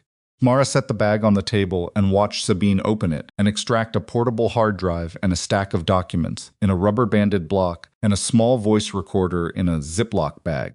The physical solidity of it, the realness of evidence that could be touched and weighed, was more affecting than she'd anticipated. How long to upload? Tessa asked from the doorway. Large files, Sabine said. 40 minutes, maybe, depending on the connection. I have a dedicated secure line in this room, Cora said. She moved to a panel on the wall, entered a code, and a small port array extended from the wall. Faster than the office network. 20 minutes then, Sabine said. You have it, Tessa said. Mara, sit down. Mara sat. She put both hands on the table and looked at Sabine across the hard drive and the documents and everything that Calder had done, and she realized that her hands were steady. She'd expected them not to be, and they were. You've been holding this for how long? She asked Sabine. Sabine looked up from the laptop. I copied everything before they moved me the second time, she said. I had it on my body for 11 days. She said it without drama. Just information. Mara nodded. The upload began. A progress bar on Sabine's screen. 23 minutes estimated. Outside the vault, in the corridor, Tessa was on the phone again. The sound of her voice came through the door, and then another voice that was not Tessa's, and then what might have been Garrow's voice, saying something that got cut off. Mara looked at the progress bar. 17 minutes remaining. Then she heard, from somewhere below them, not inside the building, outside it, on the street, a sound that she recognized only because she had spent the last 3 weeks being educated in things she'd never thought she'd need to know about. The sound of multiple car doors opening at once. She looked at Cora. Cora was looking at the vault door. 12 minutes remaining on the upload. And then Tessa opened the vault door and stood in the frame with an expression Mara had not seen on her face. Before, not quite fear, because Tessa did not do fear, but its functional equivalent, the look of someone whose timeline has just been cut in half. Federal is 8 minutes out, she said. Mara looked at the progress bar. 11 minutes remaining. They're coming in, Tessa said. Not the federal agents. The other ones. The progress bar read 11 minutes, and the building had 5 vehicles surrounding it, and somewhere below them a door that was either already open or about to be, and Mara sat at the table in the document vault with both hands flat on the surface, and her daughter pressing against her ribs, and the evidence that could end all of this uploading at a speed that was completely indifferent to any of it, and she made the decision that she would later understand was the moment she stopped being a person things happened to and became, fully and without reservation, a person who decided. She reached across the table and pulled the laptop toward her so she could see the screen clearly. 10 minutes and 40 seconds. Lock the door, she said to Tessa. Tessa looked at her. Lock it and give me your backup phone, Marcia said. The upload finishes and I send it to Reyes myself. Whatever happens in that corridor, this room does not open until those files are on federal servers. Cora said. I know what I'm doing, Marcia said. And the thing was, she did. Tessa held her gaze for 1 second. Then she took the backup phone from her jacket pocket and set it on the table. She looked at Cora, who nodded. She pulled the vault door closed from the inside. The lock engaged with a sound that was very final and very clean. 10 minutes and 12 seconds. Somewhere outside the locked door, in the building that was about to become a great deal less quiet, Garo and Tessa were in a corridor, and federal vehicles were 8 minutes away, and Calder's people were closer than that. And Mara Ellison sat at a table in a windowless room with one hand on a laptop and one hand on her unborn daughter, and she watched the progress bar move, and she did not look away from it. 9 minutes and 44 seconds. 9 minutes and 44 seconds. Mara watched the number change to 9:43, and then 42, and she made herself breathe at a pace that was slightly slower than what her body wanted, because her body wanted to breathe, the way people breathe when they're running. And she was not running, she was sitting, and sitting required a different kind of control. Sabine was beside her at the table, both hands on the edge of the laptop, watching the same progress bar. Her jaw was tight. The bruise below her cheekbone caught the vault's overhead light at an angle that made it look worse than it had in the parking structure. She had not said anything since Tessa locked the door. Neither had Cora, who was standing against the far wall of filing cabinets with her arms crossed quiet, and her eyes moving between the door and the screen in a rhythm that looked almost like a metronome. 8 minutes and 50 seconds. From outside the vault, muffled, distorted by the reinforced door, but present came the sound of the building's lobby doors. Not a knock, the specific concussive sound of something that had been locked being opened by force rather than by key. Below that sound, the building's alarm system began a tone that was swallowed almost immediately, which meant someone had cut the panel, which meant they had done this before and knew where the panel was, which meant the information about this building had come from the same place the information about everything else had come from. Someone in Lucian's organization, someone who knew Cora's building, because Cora was Mara's sister, and Lucian's people had been cataloging every location connected to Mara for 14 months. Bennett Cade, even now, even in this room, with the progress bar moving and the building compromised, the thought of his name produced something in Mara that was less anger than a profound exhaustion, with the capacity of people to hollow themselves out in service of someone else's agenda. 10 years. He had shaken her hand at her own wedding. 8 minutes and 1 second. Tessa's voice came through the door, not words, just tone, the tight, controlled delivery of someone issuing instructions. Then Garo's voice lower, shorter. Then nothing for a moment.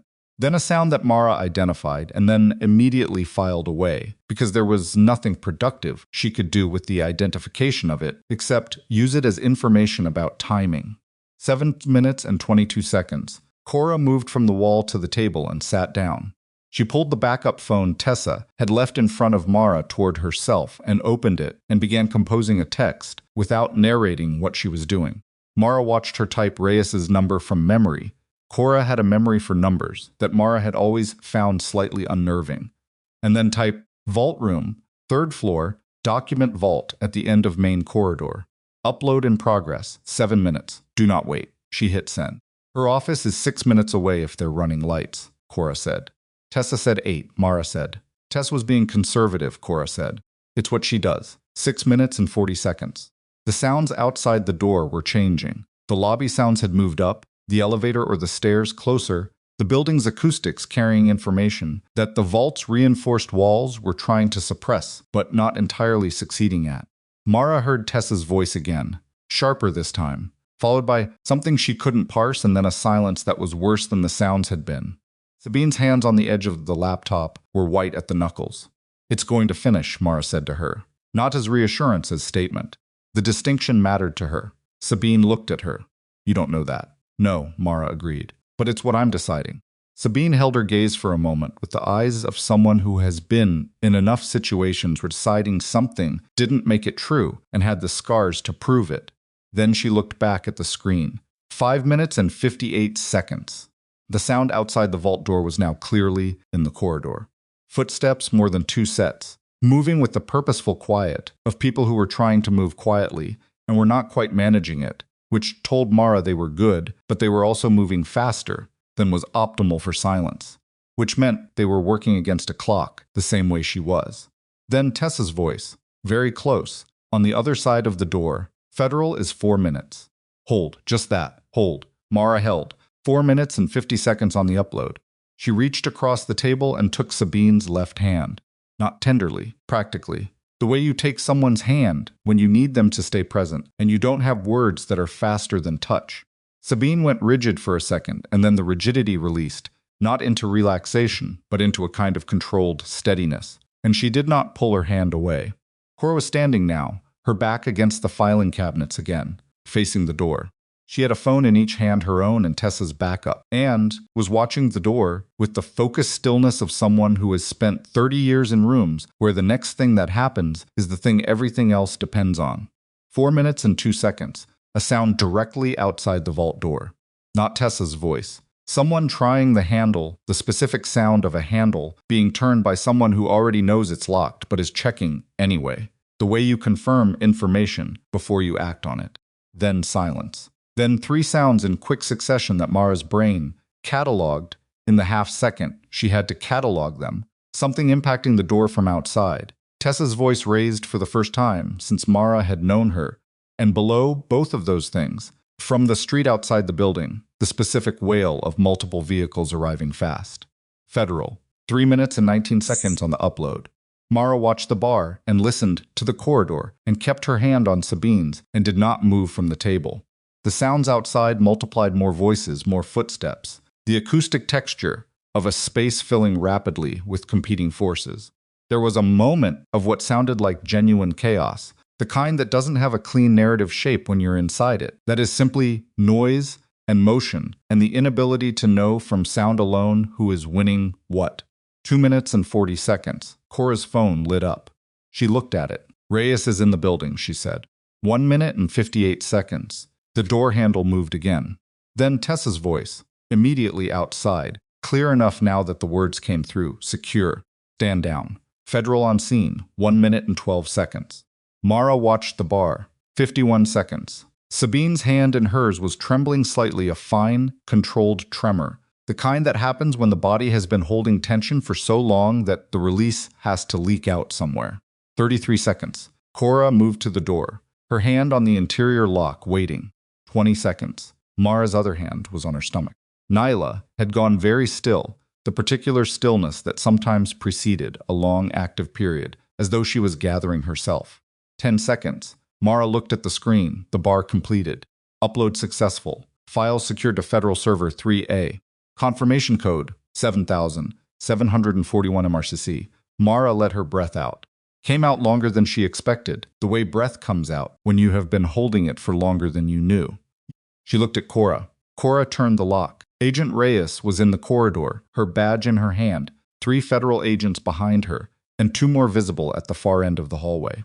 Tessa was to the right of the door, a cut above her left eyebrow that was bleeding in a way that looked worse than it probably was, which Mara registered and then set aside because Tessa was standing and upright and looking at the door with the particular expression of someone who has just done something difficult and has already moved on from it. Gara was further down the corridor. He was fine. Between them, on the floor near the elevator, were 2 men Mara did not recognize, in the custody of federal agents, in the specific posture of people whose options had run out. Reyes looked at Mara at the laptop under her arm, at the progress bar still visible on the screen. Done? Reyes asked. Done, Mara said. 7741 MRC. Reyes's expression shifted by a fraction that was nonetheless significant. When did it complete? 40 seconds ago, Mara said. Reyes nodded once. Then she turned to her agents and began issuing instructions in the rapid shorthand of someone coordinating a large moving operation, and the corridor filled with the procedural machinery of federal law enforcement, doing what it does when it finally has everything it needs to do it. And Mara stood in the doorway of the document vault, with Sabine beside her, and Cora's hand on her arm, and the confirmation code memorized, and the bag still hanging from her shoulder, and she felt, for the first time in a very long time, the specific quality of something being finished, not fixed, not restored, not made right in the way that erases what happened. Just finished. The thing that had been moving toward her for longer than she'd known was now behind her. That was enough. That was in fact everything. Tessa appeared at her elbow. Cut above her eye had been pressed with a folded square of paper from the corridor's printer station, improvised and effective, which was very Tessa. "You okay?" she said. "Yes," Mara said. "Then your eye." "Superficial," Tessa said. "I've had worse from a cabinet door." She looked at Mara with the assessing gaze she used when she was determining whether someone was telling the truth about being okay. Apparently, she determined Mara was telling the truth because she nodded and moved on. Sabine was standing a few feet away, the messenger bag now in Reyes's custody, her arms at her sides with the particular lost quality of someone who has been defined by carrying something for so long that the absence of it produces a kind of bodily disorientation. She was looking at the middle distance. Mara walked over to her.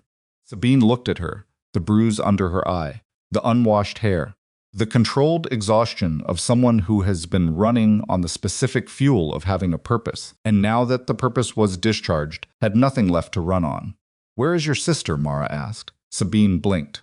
It seemed to take her a moment to shift registers. "Tacoma. Reyes has people with her. She's okay?" "She doesn't know any of this happened," Sabine said. "She thinks I've been on an extended work assignment." A pause. "I don't know how to—" She stopped. "You'll figure it out," Mara said. "You figured out everything else?" Sabine looked at her with an expression that was complicated in ways that Mara did not try to read completely, because some things between two people do not need to be read completely to be understood sufficiently. "I know it doesn't start it." "Don't," Mara said. Not harshly. "Just a door gently closed. Not right now. Maybe not ever. I don't know yet." She held Sabine's gaze. "What I know is that you came through. When it mattered. You came through." Sabine's throat moved. "Take care of your sister," Mara said. She walked back to Cora. What happened next took 6 hours and was primarily administrative, the specific, grinding administrative reality of what it looks like when a federal case reaches the stage where it can move. Reyes's people processed the scene. Mara gave a statement in Cora's conference room B, the same room where Reyes had told her about the staged mourning, about the operative who had moved her phone while she slept. She answered questions for 2 hours, with Cora beside her, and Gideon, who had arrived at some point during the corridor chaos, on her other side. At 1:17 in the afternoon, Gideon's phone lit up with a notification that he read and then set face down on the table, and then picked up again, and handed to Mara without saying anything. Bennett Cade had been taken into federal custody at 11:40 that morning, at a location in Belltown, by a team that had moved on Reyes's authorization the moment the building situation resolved. He had not resisted. The notification was a case update from one of Gideon's federal contacts, 2 paragraphs, dry language, the specific bureaucratic dryness of a document that contains the end of a 16-year betrayal without acknowledging that that is what it contains. Mara read it, set the phone down, picked up her water glass and drank from it. "Do you want to know what he said when they took him?" Gideon asked. "No," Mara said. She meant it. Whatever Bennett Cade had said when the federal agents came for him, whatever explanation or justification or silence he had offered, she found that she had no appetite for it. He had attended her baby shower. That was the fact she would carry, and she would carry it not as something that needed more information attached to it, but as itself complete and sufficient and terrible. Silas Calder was taken into custody in the parking structure of a hotel in Belltown at 2:40 that afternoon. Mara learned this from Reyes, who told her in person, briefly, in the corridor outside conference room B. Reyes's face, when she said it had the flat, controlled quality of someone reporting information they have worked a long time to be in a position to report. "His attorneys will start working immediately," Reyes said. "This will take years in court." "I know," Marissa said. "But the network collapses without him running it," Reyes said. "That's the operational reality. Whatever the courts do with the timeline, the threat to you and your daughter ends today." Mara nodded. "You should know," Reyes said, "that the upload from the vault room, the timing of it was what allowed us to move on Calder simultaneously with the building operation. If those files had been on his people's hardware when we moved, he would have had grounds to delay. The upload took that option off the table. Sabine uploaded it," Mara said. "You held the room," Reyes said. Mara looked at her. Then she looked away, down the corridor toward the window, at the end that showed Seattle's mid-afternoon sky. Still gray, still the same gray it had been for weeks. "I was sitting at a table, watching a progress bar," she said. "Yes," Reyes said, "and you didn't leave the table." She said it without embellishment, and moved on, And Farah stood in the corridor for a moment after she left and let that settle. The way things sometimes need to settle before you can carry them quietly, without being examined too closely, just held. Lucian called at 3:48, she answered. She had not spoken to him since the 7:32 call that morning, the call where she had given him Bennett's name, and he had agreed to 48 hours. And she had believed him because she had learned, after 6 years, to distinguish between the things Lucian said that were negotiating positions and the things he said that were actual commitments. "Are you safe?" he said, the two words carrying everything he was not saying. "Yes," she said. "Nyla's fine. I'm fine." A silence in which she could hear him breathe. "Calder's in custody," he said. "I know." "Bennett?" "I know," she said. "I read the notification." Another silence. Different in quality from the first heaviers. The silence of someone carrying something they have not yet found the right words to set down. "Mara," he said, and then stopped. And then, very quietly, "I don't know how to say what I need to say to you." "Then don't," she said. "Not today. There's too much today already." "I know." A pause. "I just need you to know that I understand what you did this morning. Calling me, giving me Bennett's name. You didn't owe me that." "No," she agreed. "I didn't. Why did you?" She had thought about how to answer this question since the moment she'd ended the first call. She had an answer now that she trusted. "Because protecting Nyla is the project I have committed my entire life to, from this point forward," she said. "And that project requires you to be functional and alive. So I made a practical decision." She paused. "Don't turn it into more than it is." Lucian was quiet for a long time. "Okay," he said finally. "Okay," she said. She ended the call and stood in Cora's corridor and looked at the gray sky and felt something in her chest that she identified, after a moment, as the absence of a weight she had been carrying so long she had stopped registering it as weight. She was done being in the middle. She had been in the middle from the moment Lucian's world had extended its reach into her morning without her knowledge or consent, had been pulled into something she had not built and not chosen and not agreed to, and now the people who had built and chosen it were in federal custody, or in the process of being placed there, and the evidence was on federal servers under a confirmation code she had memorized, and her daughter was alive inside her. And the progress bar had reached 100%. The middle was over. Cora found her by the window 20 minutes later and stood beside her without saying anything for a moment. They looked at the gray sky together, which was something they had done as children from the window of their childhood home, in the years when everything felt very large and they only had each other to make it feel smaller. "Do you want to go home?" Cora said. Mara thought about the Eastlake apartment. Two-soft bed and the unsteady pine table and the alley view and the $400 second-hand frame that listed slightly to the left. "Yes," she said, "but not there." Cora looked at her. "I need a different place," Mara said. "Something that's mine from the beginning. Not a rental someone else chose. Not a penthouse I spent 4 years trying to make feel like a home." She turned from the window. "Something with morning light. A kitchen I can paint." "A garden," Cora said. "A garden," Mara agreed. "I know a real estate attorney," Cora said. "Course you do," Mara said. Cora smiled, actually smiled. "A real one. The kind that had been in storage for most of the last month." And Mara felt it in the specific place where her sister lived inside her. The place that had been slightly hollow since their 8 months of careful, guarded conversations and was now, quietly and without ceremony, full again.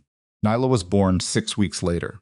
The labor was early 3 weeks before the due date, triggered by the accumulated physiological stress of the previous weeks in ways that the doctors explained carefully, and that Mara understood, and that she chose not to spend time assigning.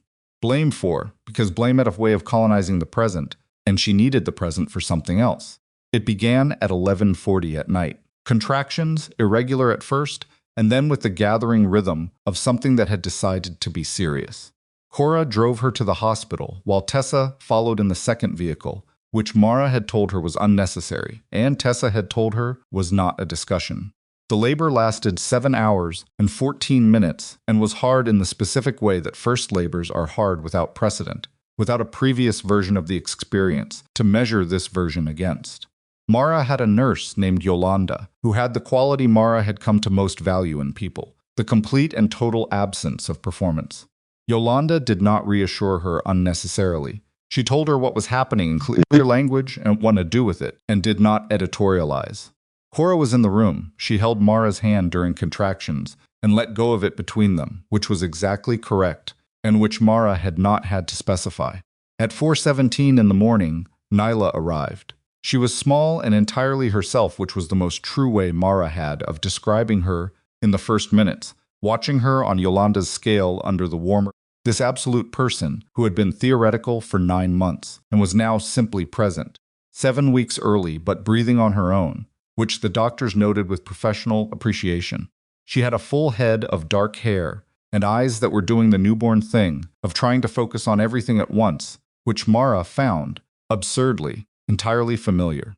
Mara held her for the first time at 4:23. The weight of her was not the weight she'd been feeling for 9 months, the interior weight. The pressing against ribs weight. It was an exterior weight, small and warm and specific. This particular body, this particular person, this particular life that had been present for all of it and would go forward from here. Nyla, Mara said, out loud, for the first time. The name had always been private before. A thought, a note in her journal, a word she'd said in the dark to her own stomach. Now she said it to the person herself. And Nyla, who could not understand it, turned her head at the sound of her mother's voice in the way that newborns do, which is the most biological and extraordinary response to almost nothing. Cora cried. She did it in the corner of the room, turned slightly away, which she thought was subtle. It was not subtle. Mara let her have it. Lucian arrived at 4:51. He had been in the parking structure, not in the hospital, not waiting outside her room, which Mara appreciated because it was exactly the restraint she had asked for, and he had provided it without resentment, which was a small thing and not a small thing simultaneously. Cora had texted when Nyla arrived, as agreed. He came. He did not push past the doorway. He stood in it, one hand on the frame, the other at his side, and he looked at Mara and then at the baby in her arms, and his face did the thing that faces sometimes do when a person has controlled their expressions for so long that encountering something they are not prepared to control produces a visible unwinding. He was a man who ran an empire, who had made other men afraid of his name, who had sat across tables from people who wanted him dead and communicated nothing he didn't want to communicate. Could not communicate nothing with his face in that doorway. This is Nyla, Mara said. He crossed the room slowly, the way people move toward something they are afraid of disturbing, and he looked down at his daughter for the first time. Nyla, who had been drowsing, opened her eyes. The unfocused newborn gaze landed somewhere near Lucian's face and held there for a moment. Lucian's throat moved. He said nothing for a while. Then, very quietly, she has your nose. She has her own nose, Marissa said. She's been working on it for 9 months. Something in Lucian's face shifted, not a smile exactly, more the memory of one, the shape of what a smile was on that face, in the time before everything. He reached out one finger toward Nyla's hand and stopped before touching it and looked at Mara. Go ahead, Mara said. He touched Nyla's hand, her fingers reflexively wrapped around his. He stood very still. The custody conditions, Mara said, because she would not let even moments become a space in which the practical things got lost. You've reviewed them with your attorney? I accept everyone, he said. He said it without moving his eyes from Nyla. I'm not contesting anything. Gideon needs your signature on the parenting plan by the 15th, she said. He'll have it. And the financial disclosure. Done, he said. It's already done. Gideon has everything. A pause. Lucian, she said. He looked up. This is where it starts, she said. Not where it goes back to, where it starts. Do you understand the difference? He held her gaze. In his eyes, she saw something she recognized from the early years, the quality of attention he gave things he took seriously, the specific focus of a man who, when he decided something mattered, brought the entirety of himself to bear on it. She had loved that quality once, without knowing what else came attached to it. I understand, he said. I'm not asking to go back. Good, she said. She shifted Nyla slightly in her arms.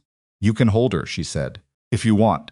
He sat in the chair Cora vacated, and Mara transferred the baby to him, with the careful precision of handing something irreplaceable to someone who has not held it before. And Lucian held his daughter for the first time in the specific, clumsy, careful way of someone who knows they are holding something more important than anything they have ever held. Cora, from the corner, watched all of it with the expression of a woman who is witnessing something complicated and is holding the complexity without trying to flatten it into either sentiment or judgment. Mara leaned back against the raised bed and closed her eyes for a moment. The room was warm. The monitor beside her beeped in its steady rhythm. Outside the window, the city was doing the thing it did at 4 in the morning, the particular quiet that isn't silence, but is close enough that from inside a hospital room, it functions as rest. She was exhausted in a way that went deeper than her body. The exhaustion of someone who had been moving towards something for a long time and had arrived. 2 months after Nyla came home, Lucian began the process of dismantling his empire. It was not a single dramatic act. It was methodical and unglamorous, and took the better part of 8 months. Accounts closed, agreements dissolved, routes deactivated, complex lattice of illegal infrastructure that had taken 2 decades to build being taken apart with the same deliberate care with which it had been constructed. He retained federal counsel and cooperated with 3 separate investigations. He transferred his legitimate companies into an independently monitored trust. He prepared criminal disclosures that he knew might eventually result in charges against himself. He did all of this without asking Mara to notice, without asking her to credit him, without positioning any of it as evidence that he deserved something in return. She noticed anyway. She was not someone who missed things. He was charged 14 months after Nyla's birth. 2 counts. The attorneys negotiated. He served 22 months at a facility in Oregon, which was not the same as justice in any pure theoretical sense, but which was the shape justice took in this particular case, given what he had provided to the federal investigations. And Mara spent exactly no time arguing with the shape of it, because the shape of it was not hers to determine. During those 22 months, he called Nyla every scheduled call. Mara answered the calls with Nyla in her lap and held the phone so Nyla could see his face on the screen. And Nyla, who was a person with clear opinions that had been apparent since approximately week 3 of her external life, developed opinions about her father that were her own and that Mara made no attempt to shape in either direction. She started the book during Nyla's afternoon naps, in the yellow kitchen of the Eastlake house she had bought 3 months after the hospital, a 1940s craftsman in a neighborhood that was slightly too quiet for some people and exactly right for her. Morning light on the east side. A kitchen she painted yellow the first weekend she owned it, alone with a roller and a playlist and a glass of water on the counter, because nobody else got a vote. The garden was neglected when she bought the house. She did not rush it. She learned what things needed and gave them that, and let the rest be what it was going to be. She wrote the book the same way. She did not try to make it tidy. She did try to be the heroine or the victim or any of the other shapes that women who have survived difficult men are invited to take on. She wrote it as something more inconvenient than either of those, a person who loved imperfectly, who had been willfully blind to things that frightened her, who had also been genuinely deceived and genuinely strong and genuinely broken open by the specific experience of standing in a doorway at 7 months pregnant and watching the architecture of a life collapse. She wrote about what she'd learned, not as wisdom exactly, but as things she now knew that she hadn't known before. That understanding why someone hurt you is not the same as forgiving them. That forgiving them is not the same as letting them back in.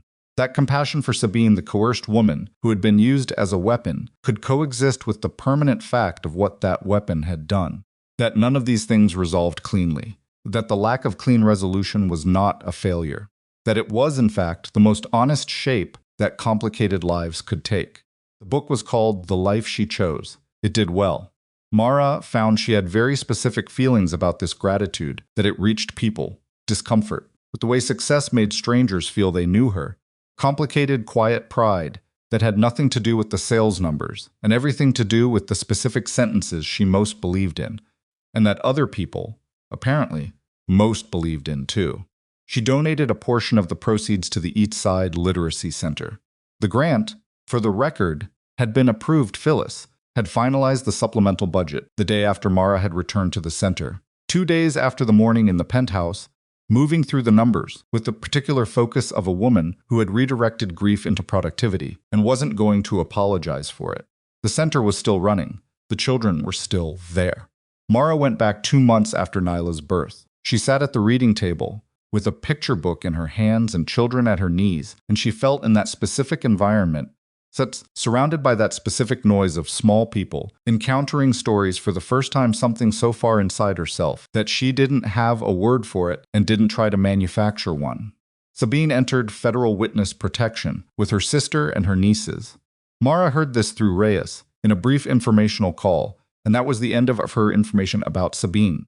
She thought about her sometimes, not with the burning specific quality of a wound being touched, but with the more diffuse complexity of someone who had moved from the category of person who hurt me to the category of person who was hurt. And also, hurt me, which is a harder category to hold but a more accurate one. She did not reach out. She did not need to. The last thing she had said to Sabine in that corridor you came through when it mattered was the last thing she needed to say. Compassion did not require reconciliation. This was something she had written in the book and had known before she wrote it, but had needed to write it to fully believe it. Lucian came home on a Thursday in April. He had told Gideon, who had told Mara, who had noted the date on her calendar, and then gone about her week. He did not call her when he got out. He called Nyla's line, the tablet Mara had set up for her that was technically Nyla's, but practically Mara's, with the parental controls set to allow his contact, and he spoke to his daughter for neat minutes, while Nyla, who was 2.5 and had recently developed the opinion that most conversations should include at least one song, demanded 3 consecutive performances of a song about a bus before releasing him. He showed up at the house the following Saturday for his scheduled afternoon visit. Mara opened the door. He looked different. Not in a dramatic way, not like transformation movies where a person emerges from difficulty visibly reborn. Just different in the way that 2 years makes a person different. Stripped of some of the particular density he had always carried, that compressed readiness of someone always anticipating opposition. He looked, if she was being precise, like a man who had stopped expecting to have to fight in the next 10 minutes. "She's in the garden," Mara said. "She's trying to climb the wall." He almost smiled. "The stone one, the low one," Mara said. "Been at it for 3 days." She stepped back from the door to let him through, and he came inside, and she noticed him register the house, the yellow kitchen visible from the entry, the bookshelves she'd built herself from a kit that Cora had politely described as aspirational in complexity, particular organized chaos of a 2-year-old's territory, marked in small shoes and board books, and a stuffed rabbit named Greg, who went everywhere, including places Greg had no business being. He went through to the back door and out into the garden. Mara poured 2 glasses of water, one for her, one for the table outside, and followed. Nyla was at the low stone wall at the garden's edge, a wall about 18 inches high that the previous owners had built as a border between the garden and the pathway, and that had become, in the last 3 days, Nyla's personal Everest.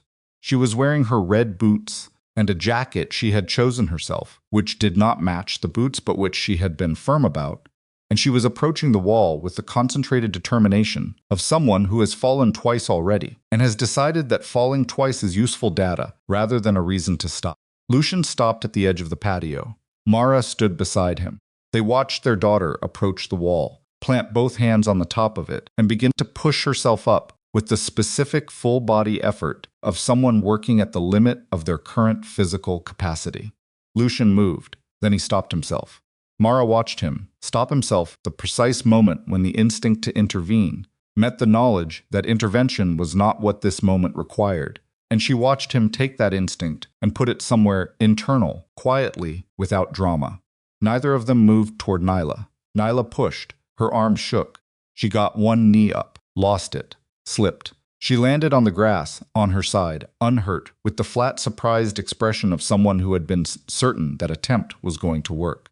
She sat up, she looked at the wall. She stood up. She went at it again. This time she got both knees up, wobbled, found her balance, straightened. She was on top of the wall. She stood there for a moment, red boots on the stone, jacket chosen entirely by herself, the afternoon light coming through the neighbor's tree and falling across her in the specific way that good afternoon light falls in April in Seattle, which is not the same as anywhere else. Then she threw both arms in the air. She did not say anything. She just stood there with her arms up in the full-body declaration of someone who has accomplished exactly what they set out to accomplish. Lucian laughed. It came out of him uncomplicated and complete, which was not a quality Mara had often heard in his laughter. She looked at his face and saw something she hadn't expected, not the controlled pleasure of a man who had gotten what he wanted, but something rawer than that, the laughter of a man who was genuinely surprised by joy. Mara laughed with him. They stood together on the patio of her yellow kitchen house on a Saturday afternoon in April and laughed at their daughter standing on an 18-inch wall in boots she'd chosen herself. And for a moment, Mara let it be exactly what it was. Two people connected by a small person they both loved, and by a past that neither of them pretended could be restored, and by the specific strange grace of having survived the same catastrophe from opposite sides of it, and arrived, not at the same destination, but at adjacent ones. Nothing between them was restored. She would not take him back. She had not doubted this, not through the hospital, or the cooperation with federal investigators, or the 22 months or the Thursday in April when he came home. The decision she had made in Cora's living room at 4 in the morning, soaked and pregnant and certain, had not changed. It was still the truest decision she had ever made about her own life. But something else had grown in the space that restoration would have occupied. Harder to name than love, more durable than truce. The particular thing that grows between people who have been through the worst of each other and are still somehow choosing to be in the same garden. Nyla jumped off the wall and ran toward them. Mara caught her. She lifted her daughter heavier than she'd expected. How had she gotten this heavy so fast? And held her against her chest, and felt the specific solid realness of her. This person who had been present for all of it, who had moved in the dark and listened and arrived, and who was now holding Mara's face in both hands, the way 2-year-olds do when they want to make sure you're paying attention. Mama, Nyla said, the word she said 40 times a day, to which Mara had still not fully habituated and suspected she never would. I saw, Mara said. I saw the whole thing. Nyla looked satisfied. She wriggled to get down, and Mara set her on the grass, and she immediately turned back toward the wall, because the wall was apparently not finished being interesting. Lucian sat in the chair near the pathway. He had the look of a man who understood that his function in this specific afternoon was witness rather than participant, and who had made his peace with that distinction. She did not know what the next years would look like for him, what he would build, now that he had finished taking apart what he'd built before, what he would do with the space a collapsed empire leaves. That was his question to answer, and she felt, with genuine clarity, no obligation to help him answer it. She sat in her own chair. She set the glass of water on the table between them. She watched Nyla attack the wall again. The afternoon light moved away. Afternoon light moves west and lower and slower. The city settling into the particular quality of a Saturday in spring, when the work of the week is done and nothing is required except whatever you choose to do with the remaining hours. Mara thought, briefly, about the woman she had been standing in a bedroom doorway, 7 months pregnant, believing that everything she had built was disappearing. She had been wrong, not about the betrayal, not about the devastation, not about any of the facts of what that morning had contained. She had been wrong only about what it meant. She had thought it was an ending. It had been a door. Not a door to something better in the simple sense, not the clean narrative of suffering producing improvement. Just a door from one version of her life to another. And on the other side of that door was this, the yellow kitchen she had painted herself, the garden she was slowly learning, the book that said true things, the sister who had never once said, "I told you so," the daughter who was currently on top of a stone wall for the second time in 4 minutes, with her arms in the air again. Nothing spectacular, nothing restored, everything chosen. Afternoon sun moved through the neighbor's tree and fell across the garden in pieces. Nyla jumped. She landed running.